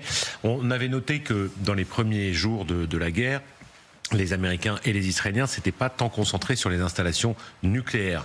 Ils s'étaient concentrés justement sur tout ce qui risquait de menacer la puissance aérienne américaine ou israélienne, et donc les lanceurs de missiles, les batteries de missiles solaires, tout ce qui pouvait présenter une menace. Aujourd'hui, on rentre dans cette phase nouvelle du conflit qui est que les Américains vont, et les Israéliens probablement, participer à la destruction, à une tentative de destruction de la plus grande partie possible des possibilités nucléaires de l'Iran.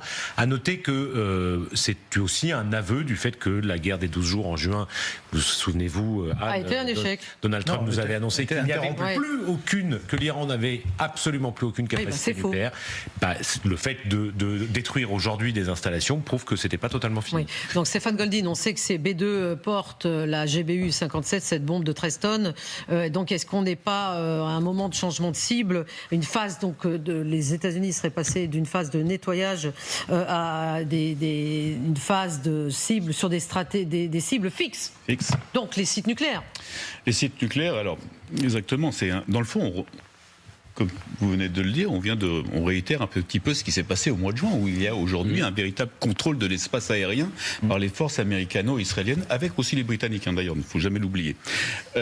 Maintenant, c'est vrai qu'on passe dans cette deuxième phase, ces bombardiers B2, évidemment, vont frapper. C'est vrai qu'on avait mis entre parenthèses la question nucléaire jusque-là. Plus personne n'en parlait, on parlait essentiellement sur les missiles balistiques, et la question nucléaire était passée après, et même pour Israël, c'était secondaire, je dirais. D'abord, la première menace venait. La première menace, c'est quoi ? Les missiles balistiques. Et le pouvoir. Et le pouvoir, et le régime des mollahs. Voilà.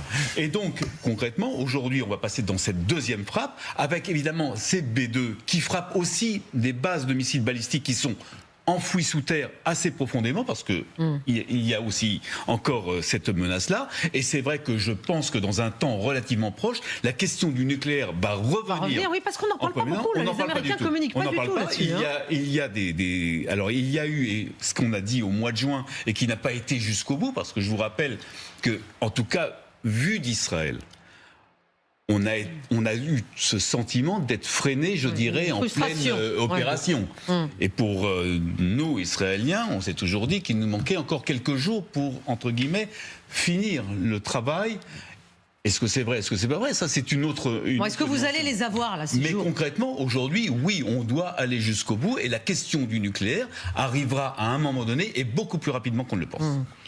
Oui, et la volonté des États-Unis en déployant des B-52, c'est aussi un affichage politique très fort. Quand on déploie les B-52, c'est que véritablement on déploie la puissance américaine maximale. Michel l'a dit, ça rappelle quand même des souvenirs. Alors ces souvenirs ne sont pas bons pour la mémoire américaine, parce que quand on les a utilisés au Vietnam, on a vu le résultat.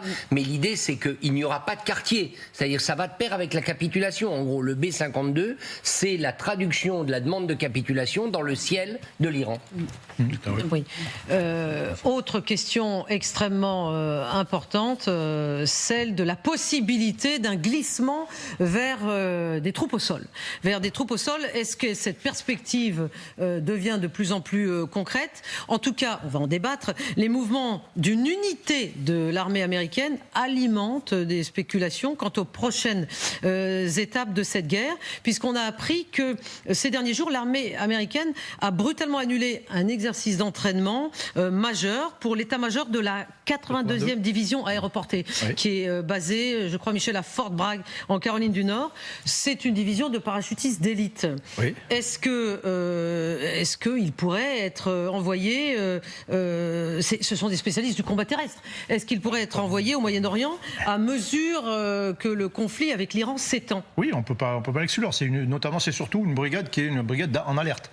C'est celle que l'on déploie en priorité en cas de... Oui, ils sont prêts à être déployés en 18 heures. Oui, voilà. Donc c'est intéressant. Non, alors à quoi servirait en réalité? Quand on parle de troupes au sol, on dit plein de choses très, très différentes. Il y a des unités, les troupes au sol, les forces terrestres, allez, pour faire simple, ça peut servir à faire des opérations de conquête. C'est ce que se prépare à faire Israël au sud de Liban, où on va conquérir le sud du Liban, on va tout casser. Et puis, alors soit on reste sur place, on fait la conquête, soit on revient. Dans ce cas-là, c'est un grand raid, mais on fait quelque chose à grande échelle. Soit on prolonge, si vous voulez, la campagne de frappe aérienne par d'autres actions.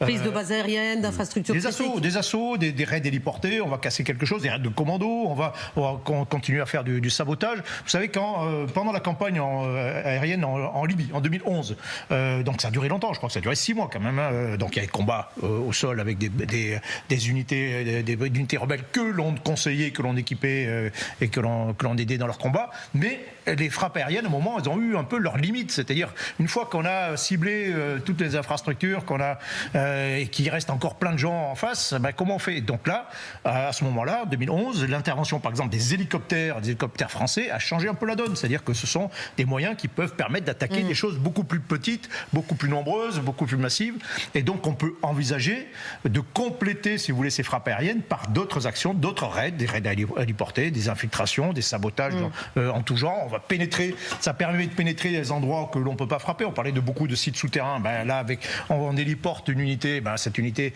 elle va peut-être pénétrer dans ce site souterrain, le saboter complètement, détruire tout ce qu'il y a d'installations sensibles éventuellement à l'intérieur, ainsi de suite. Donc on peut multiplier les coûts aussi de cette façon. Donc ça peut être très utile. L'inconvénient, c'est que c'est un peu plus dangereux, qu'il y a un peu plus de risques humains. Oui, justement, Stéphane Goldin, j'imagine que vous êtes familier des unités de parachutistes. Qu'est-ce que ces parachutistes américains pourraient, comme a dit, pour compléter ce qu'a dit Michel, faire au sol en Iran? Je pense qu'on va vers ce qu'on appelle des missions spéciales, pour dire clairement les choses. Ce sont des unités spéciales qui vont mener des opérations spéciales bien ciblées, bien prévues, avec énormément évidemment de renseignements au sol.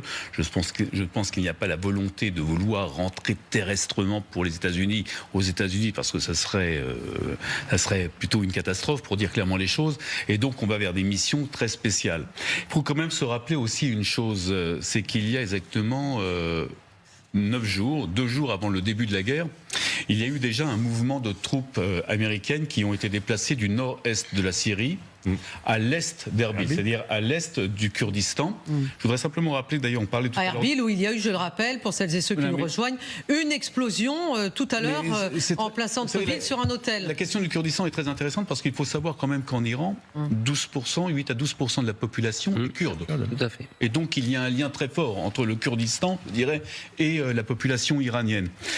Et donc je pense qu'on va aller vers ces missions spéciales qui vont, comme le disait Michel Goya, c'est vrai qu'il y aura des opérations avec des ciblages bien précis de destruction, probablement aussi d'élimination, mais aussi peut-être l'aide aux populations iraniennes en fournissant des armes, en les aidant à se préparer à faire tomber le pouvoir. D'ailleurs, aujourd'hui, Caroline Leavitt, la porte-parole de la Maison-Blanche, on lui a posé la question des troupes au sol. Elle m'a dit je ne peux pas l'exclure. Alors, tout le monde se moque un petit peu de sa formulation parce que l'histoire des troupes au sol est sur la table. Voilà, donc c'est une façon. Mais parlant du Kurdistan, justement, il y a aussi dans le Financial Times un grand article dessus qui évoquait l'idée d'utiliser des troupes kurdes pour aussi faire des opérations. On va revenir aux possibilités de troupes au sol, mais nous apprenons à l'instant qu'une nouvelle attaque de drones a eu lieu il y a quelques instants sur l'aéroport de Bagdad, donc la capitale irakienne, qui abrite bien sûr une base militaire américaine. Oui, c'est la deuxième fois dans la journée que l'Irak est touché. Il y a eu une attaque sur l'aéroport de Bassora, dans le sud, dans le grand sud de l'Irak aujourd'hui, ville très très proche de la frontière iranienne. Si l'aéroport de Bagdad est attaqué, c'est aussi parce que certain nombre d'Iraniens espèrent embarquer une partie de la communauté chiite irakienne et notamment les forces de la mobilisation populaire qui sont très pro-régime iranien et qui sont soutenues, financées par la République islamique d'Iran et qu'ils essayent d'embarquer cette population-là dans des manifestations contre les Américains. Ceci dit, il y a déjà eu dimanche dernier d'importantes manifestations vers l'ambassade américaine au sein de la zone verte. Pour l'instant, il faut quand même noter que les autorités irakiennes sont extrêmement prudentes, n'ont absolument pas apporté de soutien au régime iranien, alors qu'ils en sont extrêmement proches.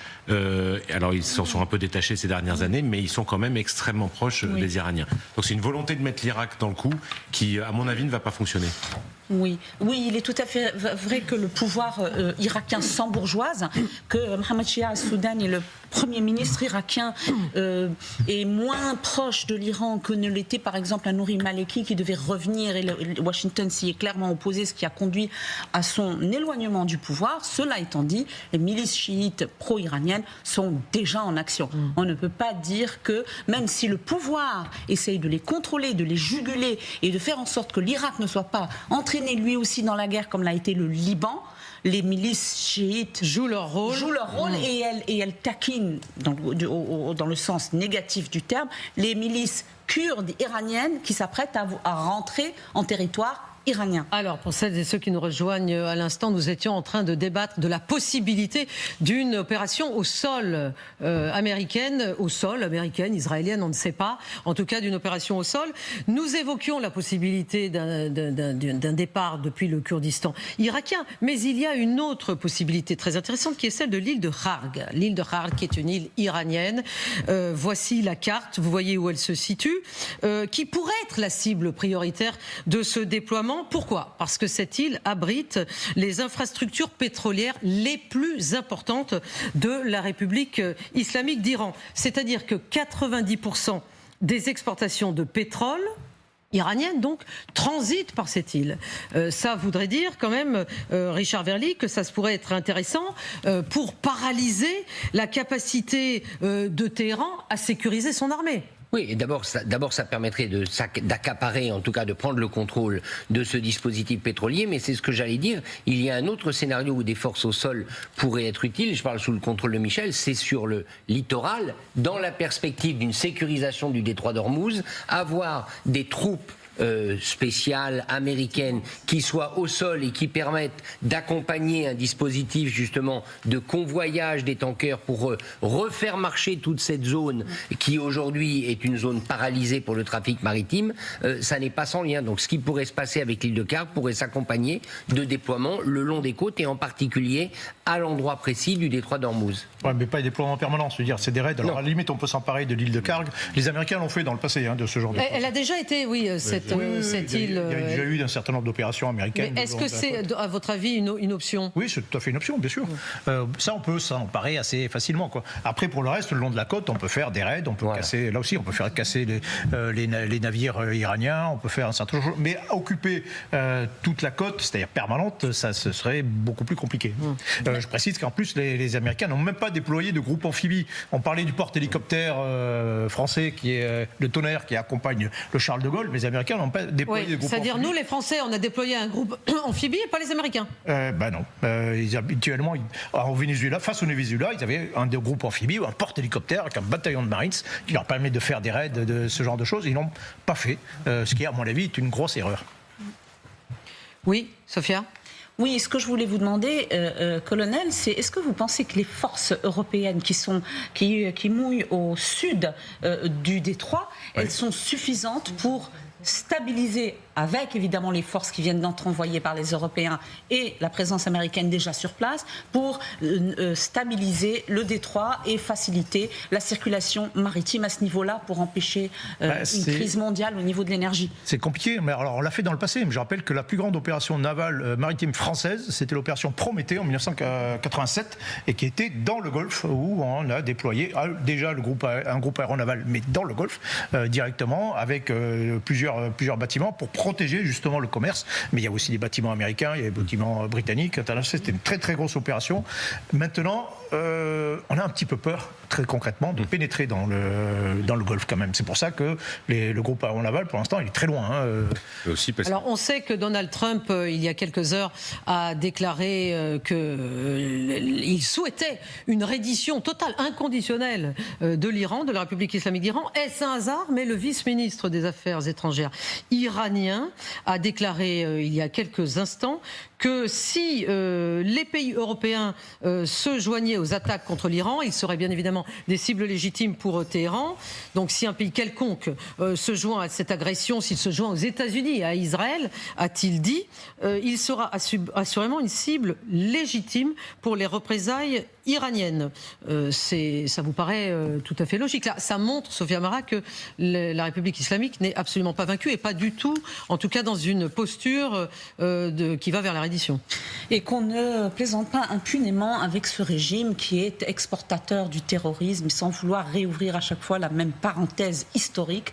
N'oublions pas que la France a été durement punie sur son territoire dans les années 80 et qu'il y a eu également la crise des otages français à Beyrouth, simplement pour punir Paris d'avoir soutenu l'Irak dans sa guerre contre l'Iran, sachant que l'Irak avait été l'agresseur de la jeune dictature de l'Iran quand il est passé au pouvoir des mollahs. Donc oui, c'est un risque. Alors qu'est-ce que les Iraniens vont considérer comme étant un engagement auprès des Américains? Est-ce que même le fait de défendre les alliés des pays du Golfe ou d'intercepter des drones ou des missiles au-dessus d'Israël, est-ce que pour les Iraniens, ça va être en tout cas, il n'y a pas d'allusion à la présence du porte-avions français qui n'est pas considéré comme une présence offensive. C'est une bonne chose, mais il faut évidemment se méfier parce que les Iraniens, on a bien vu qu'ils étaient redoutables. Les pays arabes ont essayé de faire des médiations pour empêcher que l'Iran soit frappé. Et malgré tout, aujourd'hui, tous les États du Golfe, Oman y compris, qui était l'intermédiaire entre Washington... a été frappé. Pas le premier jour, vous vous souvenez? Oui, tout à fait. C'était une semaine sur ce plateau. Exactement. On notait que le sultanat d'Oman n'avait pas été ciblé, frappé. Le lendemain, il l'était. Voilà. Samantha, sur cette menace iranienne vis-à-vis de l'Europe? Alors, les Britanniques ont arrêté il y a 2 jours 4 personnes au Royaume-Uni accusées d'espionnage au profit de l'Iran. Il y a déjà ça. Je sais qu'au Royaume-Uni, il y a une crainte d'actes de terrorisme. Le Royaume-Uni n'est pas a priori à portée de missiles de Téhéran, mais par contre certains pays du sud de l'Europe sont potentiellement à portée de missiles de longue portée de l'Iran, la Grèce, le sud de l'Italie, la Roumanie même. Il ne faut pas oublier qu'il y a l'Europe de l'Est. et l'Europe de l'Est. Et le terrorisme. Donc est-ce qu'on va vers ce genre de déflagration? Parce que là c'est vraiment, c'est impliqué tout le temps dans une guerre où la Russie, il faut quand même le rappeler, qui est l'allié qui a eu un partenariat avec l'Iran. On commence à trouver des restes de Guerran 2, donc de drones russes à Dubaï aujourd'hui. Et donc vous avez parlé de la fabrication des drones iraniens. Aujourd'hui, les Russes fabriquent 3 fois plus de drones par mois que les Iraniens.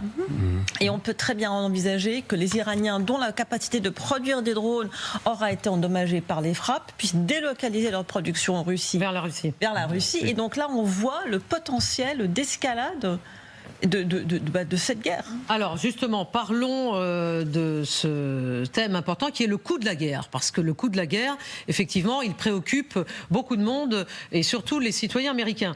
Les 100 premières heures de la guerre en Iran, ont coûté 3,72 milliards de dollars aux États-Unis, soit 891, un petit peu plus de 891 millions de dollars par jour, Richard Verly. Et de cela, les Américains disent qu'environ 3,5 milliards de dollars n'étaient pas prévus dans le budget de la défense, qui est déjà le plus élevé au monde. Donc il devra sans doute y avoir un budget supplémentaire voté. Oui, mais a priori, dans le contexte actuel, je rappelle que le Congrès, les 2 chambres du Congrès viennent de voter, en tout cas ont validé l'opération militaire menée par le président Trump, enfin ordonnée par le président Trump. Donc on peut citer ces chiffres, mais ce n'est pas là-dessus que Trump va avoir des problèmes. Il n'aura pas de problème sur l'addition de cette guerre, sauf bien sûr... Tout le monde sait qu'elle coûte cher, et tout le monde sait qu'elle coûte cher, et en plus de ça, vous avez remarqué qu'il va en faire un argument économique, puisque de toute manière, il va commander davantage d'armes et il a eu une réunion avec les industriels. Donc cet argent, c'est l'ironie absolue, cet argent qui est dépensé, c'est en fait de l'argent d'armes, de dépenses d'armes qui ont été produites par des firmes américaines. C'est quelque part la machine militaro-industrielle américaine qui fonctionne à plein. Donc pour l'instant, en tout cas, à ce stade, ce n'est pas sur le budget que les démocrates, les adversaires politiques de Trump, vont réussir à le coincer. Alors ça n'est pas effectivement sur la question de l'argent, mais la question qui est importante, c'est celle de comment poursuivre la guerre dans les armements, et notamment à cause de cette asymétrie avec les missiles intercepteurs par rapport aux drones iraniens. Les 6 soldats, je le répète, qui ont trouvé la mort, les 6 soldats américains qui ont trouvé la mort dans un port du Koweït, cette semaine, c'était dans un port du Koweït, ont été victimes d'un drone Shahed iranien, relativement bon marché. Et ce drone iranien, il n'a pas été détecté parce qu'il volait justement sous la détection des radars existants. Et le problème, c'est quand les États-Unis, justement, Michel Goya, utilisent des missiles à plusieurs millions de dollars pour neutraliser ce genre de drone. On peut quand même se dire que les forces américaines n'ont jamais été confrontées à une menace de drone aussi omniprésente. C'est quelque chose de complètement nouveau. Alors, accessoirement, ils n'utilisent pas des patriotes pour taper des Shahed. Ils ne sont pas fous non plus.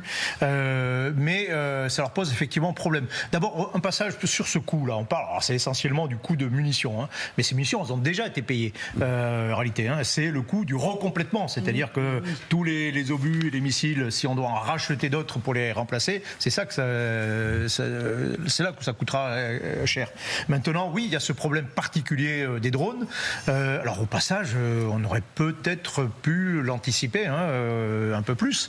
Je veux dire, c'est pas une surprise que les Iraniens lancent des salves de drones Shahed. En plus, on a eu l'occasion de voir ce que ça donnait en Iran depuis 2 ans. Donc on aurait pu un petit peu se préparer un peu mieux, un peu plus. On en vient d'ailleurs à faire appel aux Ukrainiens, ce qui est quand même un peu un paradoxe pour les aider les Américains à défendre le ciel du Proche-Orient. Maintenant, oui, ça pose problème. Pourquoi ? Parce que ça demande un système de défense particulier, des radars un peu particuliers. Alors au passage, ce qui est amusant, c'est que les Émirats Arabes Unis, ils ont acheté du matériel russe pour faire face aux drones, ce qu'on appelle les systèmes Pantsir, qui sont plutôt faits pour ça, qui tissent des canons mitrailleurs, des petits missiles à courte portée. Et les Émirats Arabes Unis ont bien pensé leur défense aérienne. Ils ont toute la couche, ils ont les missiles les plus sophistiqués du monde pour tirer hors de l'atmosphère, les THAAD. Ils ont des missiles intermédiaires et ils ont de quoi taper les drones. Et ça tombe bien parce qu'ils en éliminent comme ça au moins 95% de ceux qui les attaquent. Maintenant, oui, sur la longue durée, C'est une bataille. C'est une question quand même. C'est une question dont on va disserter, débattre là maintenant, puisque nous sommes en direct avec Michel Polaco, qui est expert en aéronautique et spécialiste des questions de défense et du nucléaire. Donc Michel Polaco, bonsoir, merci d'être avec nous. Les États-Unis seraient-ils tombés dans ce qu'on peut appeler le piège de l'attrition par les drones? C'est-à-dire que effectivement les interceptions sont réussies, mais elles sont très chères. Elles sont très chères puisque un intercepteur Patriote coûte, j'insiste, plusieurs millions de dollars face au Shahed 136 iranien qui coûte $20 000. Oui, vous avez tout à fait raison. Effectivement, les pays évolués comme le sont les États-Unis, la France, la Grande-Bretagne, etc., sont des pays qui ont préparé une guerre qui n'est pas celle-là. Donc, ils n'ont pas préparé une guerre contre les drones. Et je dirais qu'ils n'ont pas eu le temps depuis 4 ans, c'est-à-dire depuis que les Ukrainiens ont montré que la guerre des drones était possible. Ils n'ont pas eu le temps de développer toutes les armes possibles et à bas coût pour lutter contre les drones. Cela dit, c'est les États-Unis. Ils ont des moyens, ils ont des gros moyens, et même s'ils tirent des armes qui coûtent 1 ou 2 millions de dollars de temps en temps, de toute façon et dans tous les cas de figure, ils ont les moyens et ils ont une industrie derrière eux qui est absolument considérable. Ils l'ont vraiment mise en route depuis quelques mois, et on peut dire qu'aujourd'hui, ils sont quand même capables d'attendre le moment où il y aura une suffisante attrition de vecteurs de la part des Iraniens pour qu'ils ne soient pas vraiment dans un piège. Oui, voilà. Mais Michel Polaco... Je pense que l'attrition est quand même au bout du fusil, là. Michel Polaco, comment... en fait, une des questions, là, on a effectivement... L'Ukraine a été obligée de la résoudre, cette question. Mais les États-Unis sont un petit peu étonnés. La question, c'est comment combattre à moindre coût? Est-ce que les États-Unis savent combattre à moindre coût? On viendra sur Israël tout à l'heure. Non, je ne crois pas que les États-Unis savent combattre à moindre coût, mais les États-Unis disposent de beaucoup d'armes qui ne sont pas que des vecteurs. Et par exemple, on va revenir vers vous tout de suite, Michel Polaco. Je suis obligé de vous couper parce que nous sommes en direct sur Tel Aviv, où des sirènes sont en train de retentir. Je crois, Stéphane Goldin, que ça n'est évidemment pas la première fois de la journée. Est-ce que est-ce que les Israéliens se sont habitués à ces alertes? Malheureusement, les Israéliens sont habitués à ces alertes, ils ne sont pas habitués depuis le début de cette guerre, ça fait déjà de longues années, depuis très longtemps, donc il y a cette résilience. Pour ne rien vous cacher, j'appelais mes proches aujourd'hui en Israël, et depuis ce matin, ils étaient, je crois, 8 ou 9 fois, ils sont passés à un moment donné aux abris, dans les abris. Donc il y a au-delà de ça cette véritable résilience israélienne qui est bien connue. Les Israéliens savaient très bien qu'au moment où il y allait avoir le déclenchement des frappes sur l'Iran, ça serait aussi le prix à payer, pour dire clairement les choses. Alors c'est vrai qu'Israël fait énormément confiance à son armée, mais aussi à sa défense aérienne. On parlait justement des intercepteurs, je dirais, pour justement éviter les drones ou les missiles. Et c'est vrai qu'Israël, depuis maintenant de longues années, a développé, je dirais, des intercepteurs pour éviter justement le moindre... Justement, Israël est capable de faire appel à des intercepteurs à moindre coût. À moindre coût, et dont le dernier, qui est le laser. Voilà, le laser. Qui coûte... Le Iron Beam Comment? Le Iron Beam. Voilà, exactement. C'est ça. Qui intercepte à moindre coût les roquettes et les drones. C'est franchement quelques dollars, je dirais, par rapport au coût d'un drone. Et c'est vrai qu'aujourd'hui, cet intercepteur a fait ses preuves. La preuve, c'est que même l'Allemagne en a commandé il y a peu de temps. Et donc, on est aujourd'hui dans cette donne-là. Alors, c'est vrai que malheureusement, les nuits israéliennes les jours et les nuits israéliennes actuellement se ressemblent.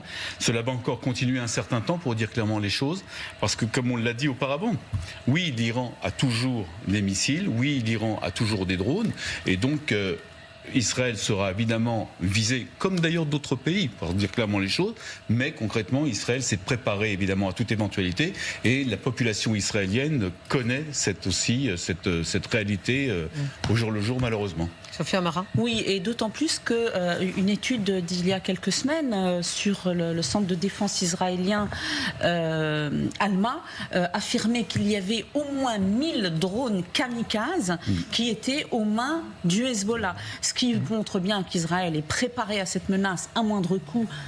D'abord à cause de sa position géographique, tandis que les Américains ont un peu l'air de débarquer, si passez-moi l'expression, quant à la capacité de l'Iran à résister avec une arme, l'arme du pauvre, des essaims de drones lancés contre ces forces américaines ou leurs alliés, sans qu'ils ne puissent les arrêter. Regardez ce qui s'est passé en Ukraine. Tout le monde pensait que la guerre en Ukraine serait terminée. Donc il aurait suffi de regarder à l'Est pour voir que c'était un risque que les Iraniens étaient capables d'infliger n'importe quand. Donc avant de frapper l'Iran, il fallait quand même y penser. Et politiquement, ça va être très compliqué pour Trump parce qu'il va y avoir une inflation terrible qui va s'abattre sur le monde entier dans les semaines à venir.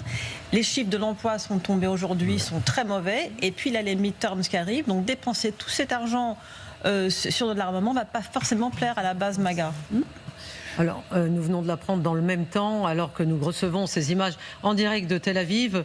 Une nouvelle attaque israélienne vient d'être lancée contre Téhéran. Vous vouliez ajouter quelque chose, Stéphane?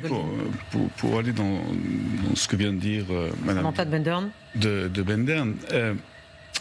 Concrètement, on va continuer à devoir... Les États-Unis vont devoir aller jusqu'au bout. Parce que dans le fond, il y a un traumatisme chez les Américains, c'est le traumatisme iranien de 79 et de 1980.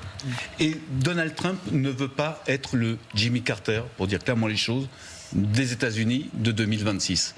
Et donc aujourd'hui, il n'a plus le choix. Il a été ou trop loin ou pas assez loin, toujours est-il qu'il est obligé maintenant d'aller jusqu'au bout pour prouver au peuple américain qu'il n'avait pas tort dans cette mise en place de cette armada, dans cette attaque du territoire iranien. Lucas Manger. Ça prouve aussi quand même deux choses. D'une part, enfin que personne n'avait imaginé la double résilience. C'est-à-dire que, évidemment, et Stéphane le disait à l'instant, les Israéliens sont extrêmement habitués à ce genre de nuit. Ça fait des années que régulièrement ce genre de frappe arrive. Et donc, ils sont extrêmement habitués. Personne n'avait... probablement du côté des spécialistes américains, je ne parle pas des Israéliens, imaginer que la résilience des infrastructures sécuritaires iraniennes serait capable de voir le temps long et d'imaginer une sorte de riposte lente et longue qui peut gêner Israël et son allié américain pendant longtemps. C'est-à-dire que tout n'est pas tiré, tout n'est pas utilisé, ça ne dit rien et je ne sais pas ce qui se passe dans la société iranienne, nous n'y sommes pas, mais en revanche ce qu'on voit c'est que le système sécuritaire et militaire iranien est capable de doser sa riposte et de la faire sur longtemps, et peut-être que ça durera des semaines, des mois, et que Israéliens et Américains ne se sont pas forcément préparés à ça. Retournons voir Michel Polaco. Michel Polaco, vous êtes avec nous, vous êtes expert en aéronautique, et questions de défense et de nucléaire. Nous étions en train d'essayer de comprendre comment il serait possible de combattre à moindre coût, puisque on comprend effectivement que l'interception actuelle pendant cette guerre qui a débuté depuis 7 jours, bientôt 8 jours, l'interception très chère par des missiles qui coûtent très cher, des drones iraniens, les drones qui sont sans doute en ce moment même en train de cibler Israël, puisque nous suivons en direct cette alerte sur Tel Aviv, eh bien ça n'est pas un modèle de défense viable. Comment est-ce que les Américains peuvent aujourd'hui, et doivent-ils penser à modifier ce système? Et est-ce que cette guerre est en train de les y obliger? Alors écoutez, je crois qu'il est bien trop tard pour se poser la question de la part des Américains. Maintenant, il faut qu'ils fassent avec ce qu'ils ont. Et ils ont beaucoup de choses. Donc je pense que les opérations vont se poursuivre avec les moyens dont ils disposent, en utilisant aussi les moyens des pays du Golfe avec lesquels ils sont associés, sachant qu'ils leur fournissent aussi beaucoup d'informations de la part de leur capacité d'avions d'observation, d'AWACS, qui permettent de détecter quand même assez longtemps à l'avance l'arrivée des drones, en tout cas des drones les plus gros, les capacités satellitaires, etc. Donc petit à petit, les moyens iraniens s'épuisent. Petit à petit, les Américains, effectivement, dépensent beaucoup d'argent, mais ils ont à faire face à beaucoup moins de vecteurs offensifs et ils sont quand même de moins en moins seuls, puisque la plupart des pays du Golfe, maintenant, utilisent leur artillerie anti-aérienne. On a même vu que ça faisait des dégâts insupportables, puisqu'on a bien vu que les Koweïtiens ont quand même abattu 3 avions F-15 américains. Donc la coordination a peut-être un peu pêché. Probablement, elle doit pêcher un peu moins. Et pour ce qui est de ce que vous me demandiez, eh ben, ce sera pour la prochaine guerre. Mais pour celle-là, à mon avis, c'est trop tard. Les Américains n'ont pas prévu ça. Mais Michel Polaco, pardon. Comment ça sera pour la prochaine guerre? Trop tard. Ben, ça veut dire que pour celle-ci, c'est trop tard. Voilà, celle-ci, elle va se terminer. Mais alors, dans 3 jours, vous dans 10 pensez jours, qu'il n'y a dans pas un mois, de possibilité d'adaptation des Américains? Je vous livre cette information et j'espère avoir votre commentaire éclairé sur... Parce qu'il y a... Toutes les guerres servent bien sûr à l'utilisation de nouvelles armes. Et toutes les guerres servent à faire avancer les études in situ par rapport à toutes ces armes. Alors on va en venir à un missile qui a été utilisé pour la première fois par l'armée américaine au combat, là, récemment. Mais il y a eu aussi, pour la première fois, l'utilisation de drones d'attaque américains unidirectionnels au combat. Alors ça s'appelle des drones Lucas. C'est une unité qui a été... Lucas Mangel n'est pas content. Une unité qui a été créée en décembre 2025 et qui passe rapidement, si j'ai bien compris, elle a pu passer rapidement du déploiement à l'emploi. Michel Polaco, ces drones coûteraient entre 25 et 35 000 $ pièce. Donc ça serait inspiré du Shahed puisque c'est un coût très bas. Et voilà, ça transformerait le champ de bataille vers tous les champs de bataille vers une place plus grande aux drones bon marché. Oui, mais le drone est utilisé en matière d'attaque, il n'est pas utilisé en matière de défense. Donc si vous voulez, pour les Américains, ce qu'il faut, c'est des armes anti-aériennes qui permettent de détruire les drones. Donc c'est pour ça que je vous disais que ce sera pour la prochaine guerre, que pour celle-là, il va falloir faire avec et qu'il va falloir donc qu'ils tiennent encore quelques jours, quelques semaines, parce que de toute façon, petit à petit, le potentiel iranien s'épuise. Et j'entendais parler tout à l'heure de fourniture de matériel russe aux Iraniens. Il est bien évident que si les Russes faisaient passer des drones aux Iraniens, ça se verrait, parce que même si les frontières, évidemment, peuvent le permettre, on voit passer les convois très facilement. C'est impossible de le faire par la mer, parce que les Américains surveillent tout ce qui se passe sur la mer autour de l'Iran. C'est impossible de le faire passer par le ciel. Vous pouvez regarder le ciel iranien, il y a quasiment plus rien qui vole dans le ciel iranien, alors que même samedi, on voyait encore passer des avions russes dans le ciel iranien. Donc voilà, c'est trop tard. Les Américains, de toute façon, sont en position offensive et effectivement défensive contre ces drones. Bon, ben, il y en a un bon nombre qui passent, il y en a peu qui provoquent quand même des dégâts importants. Ça va être douloureux peut-être à supporter, mais ça va être supporté.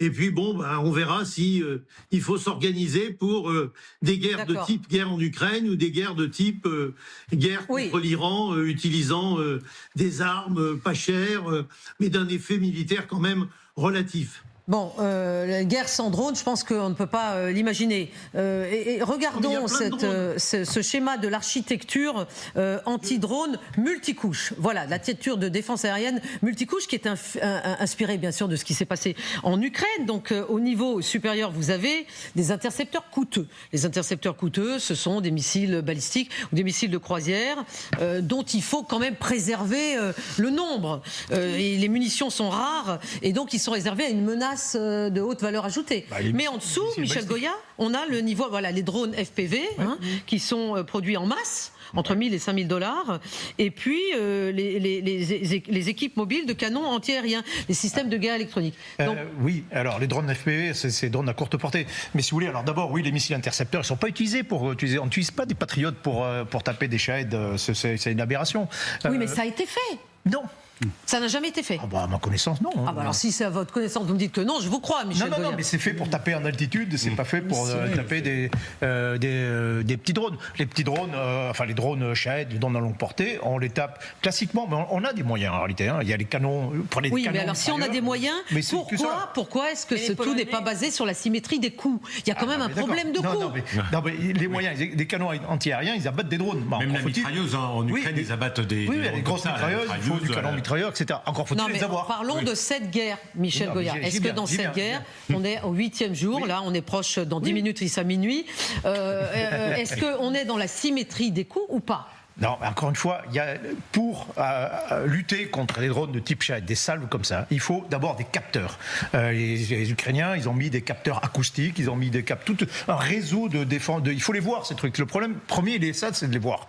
Voir les entendre, etc. Donc il faut toute une série de capteurs. C'est pas très sophistiqué, mais encore faut-il qu'ils soient en place. Une fois qu'on les a repérés, on voit à peu près où ils vont, eh bien, il faut tendre une sorte d'embuscade avec des canons mitrailleurs, des mitrailleuses lourdes, etc., qui sont assez mobiles. C'est assez rustique, c'est assez ancien, mais encore faut-il les avoir. Vous pouvez éventuellement utiliser des hélicoptères pour aller les chasser. Vous pouvez utiliser des avions comme des avions de combat avec des missiles RR. Vous pouvez les utiliser. Vous pouvez utiliser des vieux avions à piston à hélice pour aller les chasser, avec une mitrailleuse etc. à la Et le deck plus ultra actuellement, c'est d'utiliser des drones anti-drones. Et ça, c'est là où les Ukrainiens sont les plus forts, parce qu'ils ont développé ce système. Et là, certains pays se disent, tiens, messieurs les Ukrainiens, finalement, et notamment quand vous entendez les Américains qui tapent la porte, oui, finalement, vous avez des cartes. Vous avez des cartes. Voilà. Stéphane Goldin sur. Je veux dire, c'est tout un ensemble de moyens qu'il faut organiser. Il faut réorganiser. Organiser, mettre en place ce genre de choses que nous, par exemple, on a supprimé en France il y a quelques années. On se dit, ça sert à quoi? Les canons mitrailleurs, tout ça sert à rien. Bon, ben voilà, maintenant, il faut les remettre en place. Stéphane Goldin sur cette asymétrie des drones et la façon dont ils sont utilisés aujourd'hui dans cette nouvelle guerre. Écoutez... Et l'expérience israélienne alors? Rien de nouveau sous le soleil, je dirais, concernant les drones, parce que c'est vrai qu'il y a ce système multicouche, comme vient d'en parler Michel, avec c'est vrai cette détection, cette possibilité de le détruire, de trouver évidemment la source. Et c'est vrai que quelquefois ce sont, en tout cas en Israël, tout simplement des hélicoptères qui vont les abattre.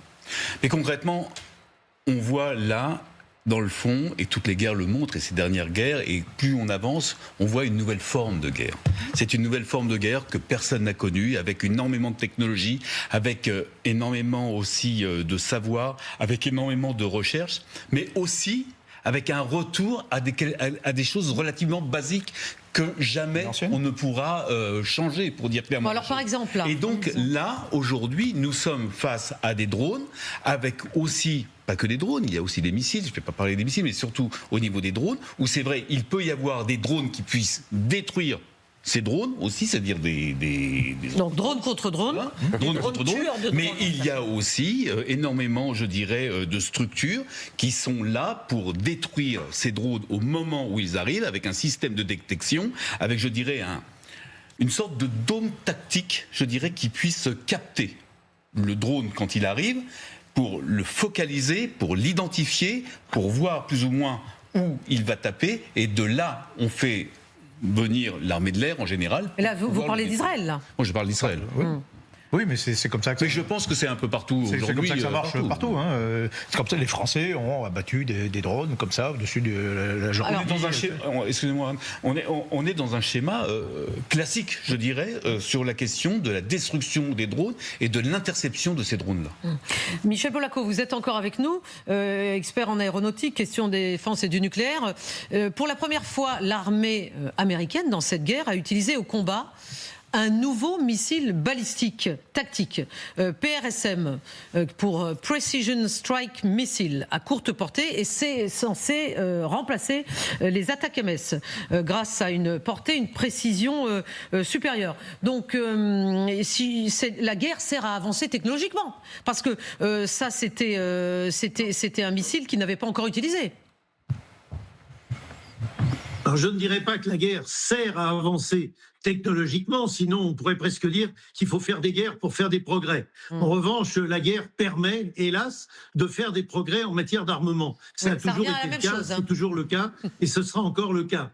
Mais n'oubliez pas que les Américains ont des capacités de détection considérable, ainsi que certains pays du Golfe, que la plupart de tous ces drones sont détectés, qu'ils ont effectivement des difficultés pour arriver à les détruire tous, que c'est pas prévu, c'était pas dans leur logique de guerre, si on peut dire, que les Américains possèdent énormément de drones offensifs. N'oubliez pas ce qu'ils ont fait en Afghanistan, où à 10 000 kilomètres de distance, ils étaient capables de faire décoller un drone qui d'abord permettait de cibler des personnages qu'ils avaient décidé d'exécuter et ensuite de tirer des missiles à partir de ces drones ou des roquettes pour mener leur opération. Donc les Américains possèdent beaucoup de choses. Les grands maîtres du drone, ce sont les Israéliens. N'oubliez pas qu'ils ont, en 1982, été les premiers à utiliser vraiment des drones lors de l'opération Paix en Galilée, ce qui leur avait permis de détecter toutes les batteries de missiles qui étaient installées par les Syriens, notamment de l'autre côté de la frontière israélo-libanaise. Donc, si vous voulez, c'est pas d'aujourd'hui qu'on fait du drone. Oui. Simplement, c'est vrai que la notion de drone pas cher, c'est une notion qui a été développée et inventée par les Ukrainiens, qui s'adapte pas tout à fait, à mon avis, au théâtre iranien. Le théâtre iranien, en ce moment, d'accord, c'est la question, mais vous verrez que dans 8 jours, ce ne sera plus la question. Michel Polaco, je vous rappelle, et je rappelle à celles et ceux qui nous rejoignent, que Donald Trump, tout à l'heure, a rencontré très longuement dans son bureau à la Maison-Blanche des représentants des fabricants, j'ai un retour de son justement très faible, des fabricants d'armement américains. Et qu'est-ce qu'il leur a dit? En tout cas, il leur a sans doute dit qu'il fallait produire. Nous disposons d'un stock quasi illimité. Voilà l'optimisme légendaire de Donald Trump, de munitions de moyenne portée, moyenne puissance que nous utilisons, par exemple en Iran et récemment au Venezuela. Donc j'aurais voulu vous demander, Michel Polaco, si vous êtes en accord avec cette déclaration de Donald Trump, c'est-à-dire sur le fait que les stocks de munitions américains sont illimités.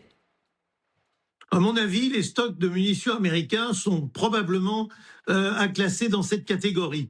Je veux dire que les États-Unis sont capables de se mobiliser et de mobiliser leur industrie à une vitesse absolument inimaginable, et penser qu'entre Pearl Harbor en novembre 41 et le mois de juin 44, c'est-à-dire en 2 ans, ils ont réussi à fabriquer des dizaines de milliers d'avions, des centaines de milliers de bombes, etc., etc., etc. C'est un pays gigantesque qui a une industrie gigantesque et qui a des stocks de matières premières qui lui permettent de développer et de produire énormément. Je ne pense pas que les Américains soient aujourd'hui en passe d'être à court de munitions. Mais moi, je me souviens du début de la guerre en Ukraine, quand tout le monde disait, même les Américains disaient, nous n'avons pas assez de javelins, il nous faut 18 mois pour en produire, il n'y a même pas que 6 mois, les Américains disaient, on ne peut pas donner des Tomahawks aux Ukrainiens parce qu'on n'a pas assez pour nous. Donc voilà, je voudrais vous demander comment on réconcilie ce que les Américains disaient il y a 4 ans, il y a 1 an, il y a 6 mois, à cet enthousiasme aujourd'hui en disant, on a des stocks limité. Je suis tout à fait d'accord avec vous, et je pense que la réponse américaine était une réponse qui était à la fois politique et industrielle, mais elle était beaucoup politique. Et le côté industriel voulait dire qu'ils n'avaient pas l'intention d'accélérer le processus de production, et par conséquent, ils ne voulaient pas trop diminuer leur stock. Et puis, ils n'avaient pas très envie de donner certaines choses aux Ukrainiens, par exemple des missiles Tomahawk, ou des missiles plus évolués, comme par exemple le PSR, là, dont on vient de parler, le Precision Strike Missile, le PSM, parce que ce sont des armes qui sont réservées à son concepteur, à son propriétaire, et qu'il n'avait pas du tout l'intention de donner aux Ukrainiens. D'abord, vous savez, si les Américains donnent des armes trop sophistiquées aux Ukrainiens, d'ailleurs, si ce sont les Français ou les Britanniques, c'est presque pareil, à un moment donné, ça devient une guerre entre les pays de l'Ouest et la Russie. Et cette guerre, on a